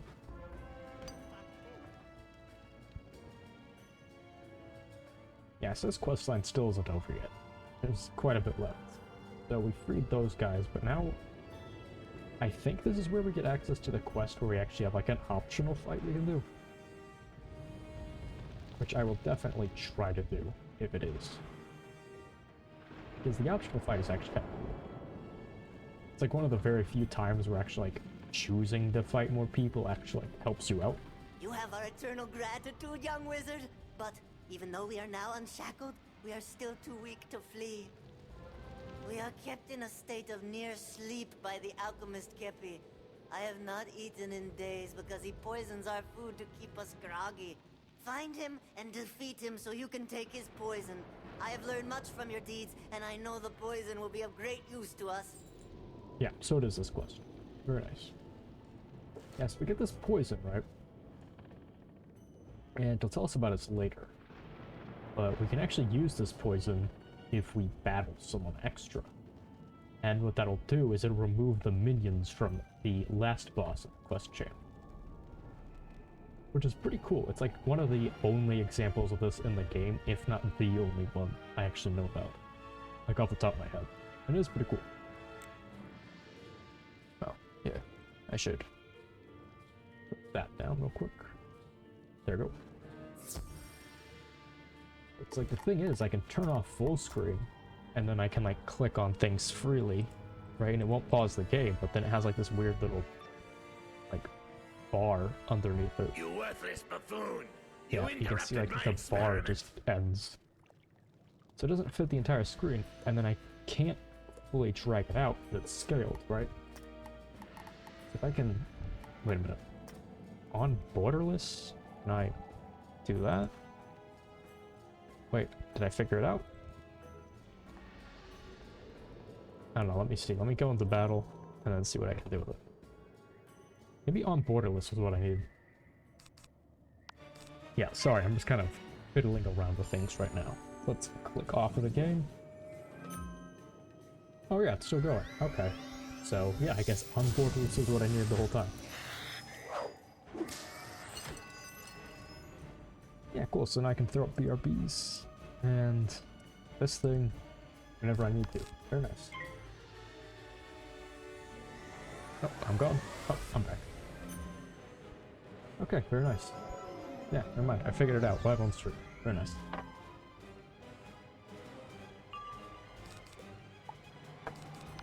Yeah, it is nice to just going back to one-shotting everything. Because that one Tomb of the Beguiler dungeon was very stressful, actually. Relatively speaking.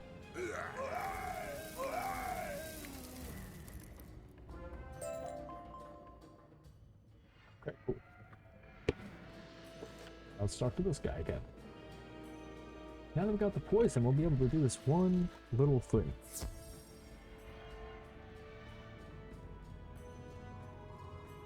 I'm not sure if it'll show up on the map, though. Yeah, it's this guy. It's this little Manda right here. He's an optional boss. He's a slimy little guy. Not just because he's a salamander, but because he's slimy even by, like, salamander standards. And he actually works with the guy who keeps all the slaves. Oh, this is just what we needed. While I dreamed of your coming, I devised a special plan for those who enslaved us. One of our friends has betrayed us. Once a respected vendor, Kiyu now prepares food for the Krok's elite guard. They protect the Taskmaster.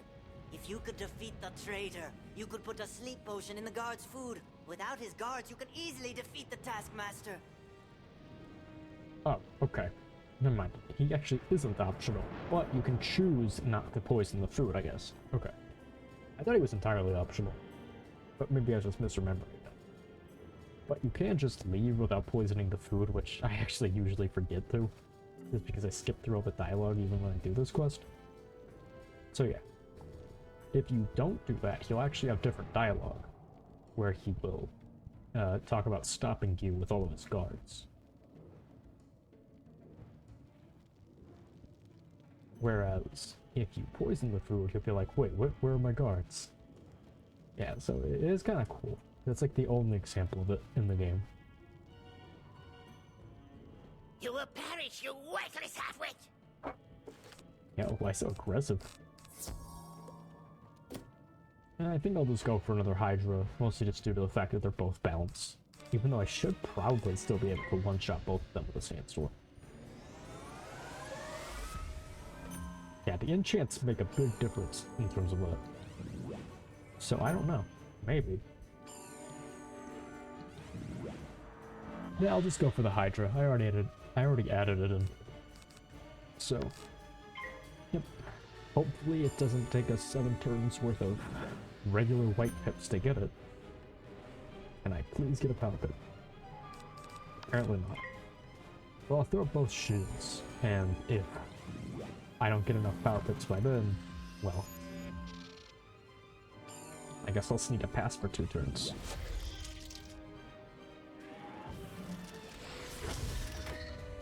Well, 2 extra turns. Yeah, I suppose either one works, actually. Yep, no power pips. Okay, so it looks like I'm just gonna have to put up both of these, which are gonna be 5, and then I'll have to pass for 2 extra turns after that. So that's not cool.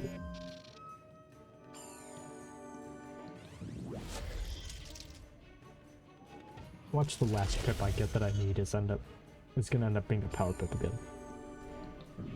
I can just imagine that now.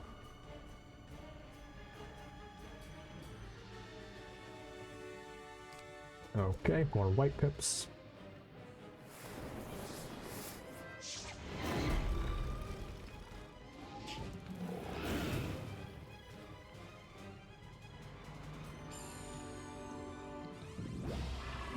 Dude, I still have like a 20% chance to get them.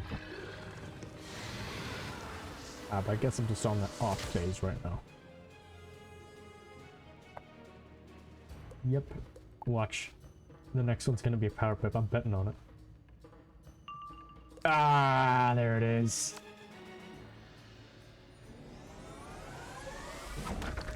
I knew it. There was no way it wasn't gonna be one.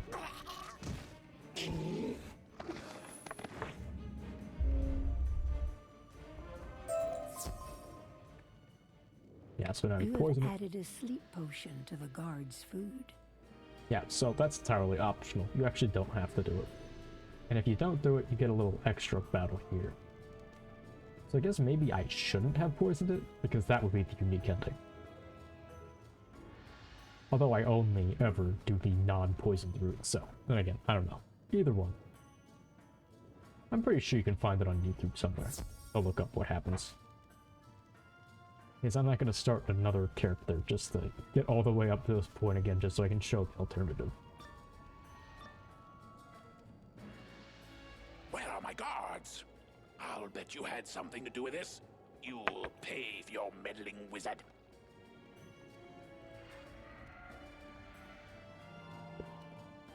Okay, cool. So yeah, this guy should just be as easy as 1, 2, Sandstorm. Maybe 1, 2, pass Sandstorm, depending on which pips I get. Okay, yeah, cool. 1, 2, discard that. Uh-oh, I messed up. Maybe. So I actually shouldn't have discarded that. I didn't check how many Sandstorms I had left. Oh no. Ah, the one time I don't check it constantly. I screw up. Oh, I'm an idiot. Oh, I think I lost. I don't know, can I? Beat him with 2 scorpions?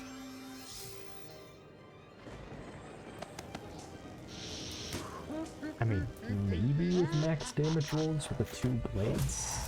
I can't crit or anything, so I don't think so. I'm kind of curious how much this will actually do, though.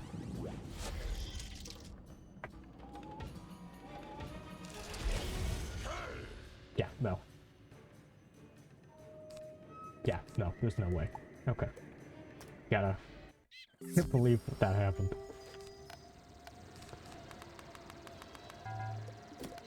And I'm actually burning through these pretty quickly, surprisingly. Like, I had 110 when I started, and now I'm down to like 60 something.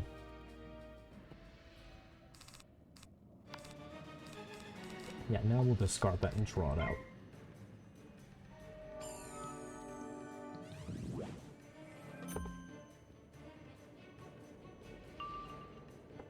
Check. Yeah, nice. 1, 2, Sandstorm. Very easy.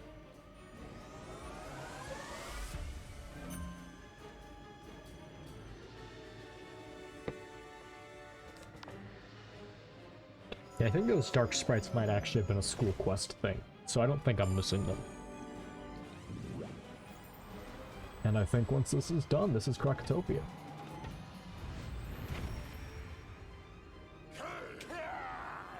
Cool.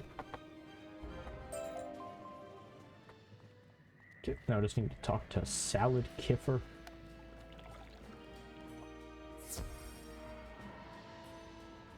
I know that's not how you actually pronounce it. But honestly, I'm not entirely sure how to do it either.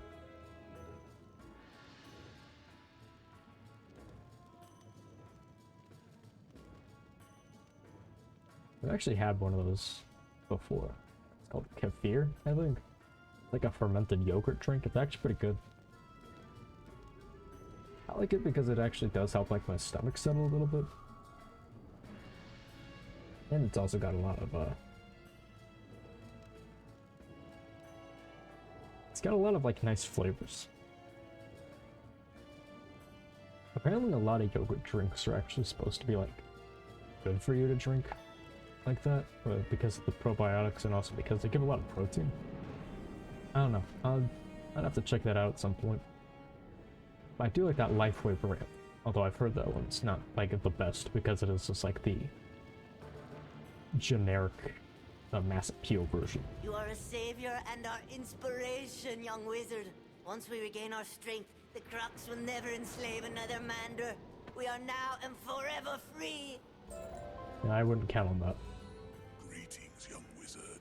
I sense it is time for you to take a new step in your learning. Come and speak with me at once. Okay, so if I check this out, and it's William, then yep, that's it. We do not have any more quests in Krokotopia that I am aware of.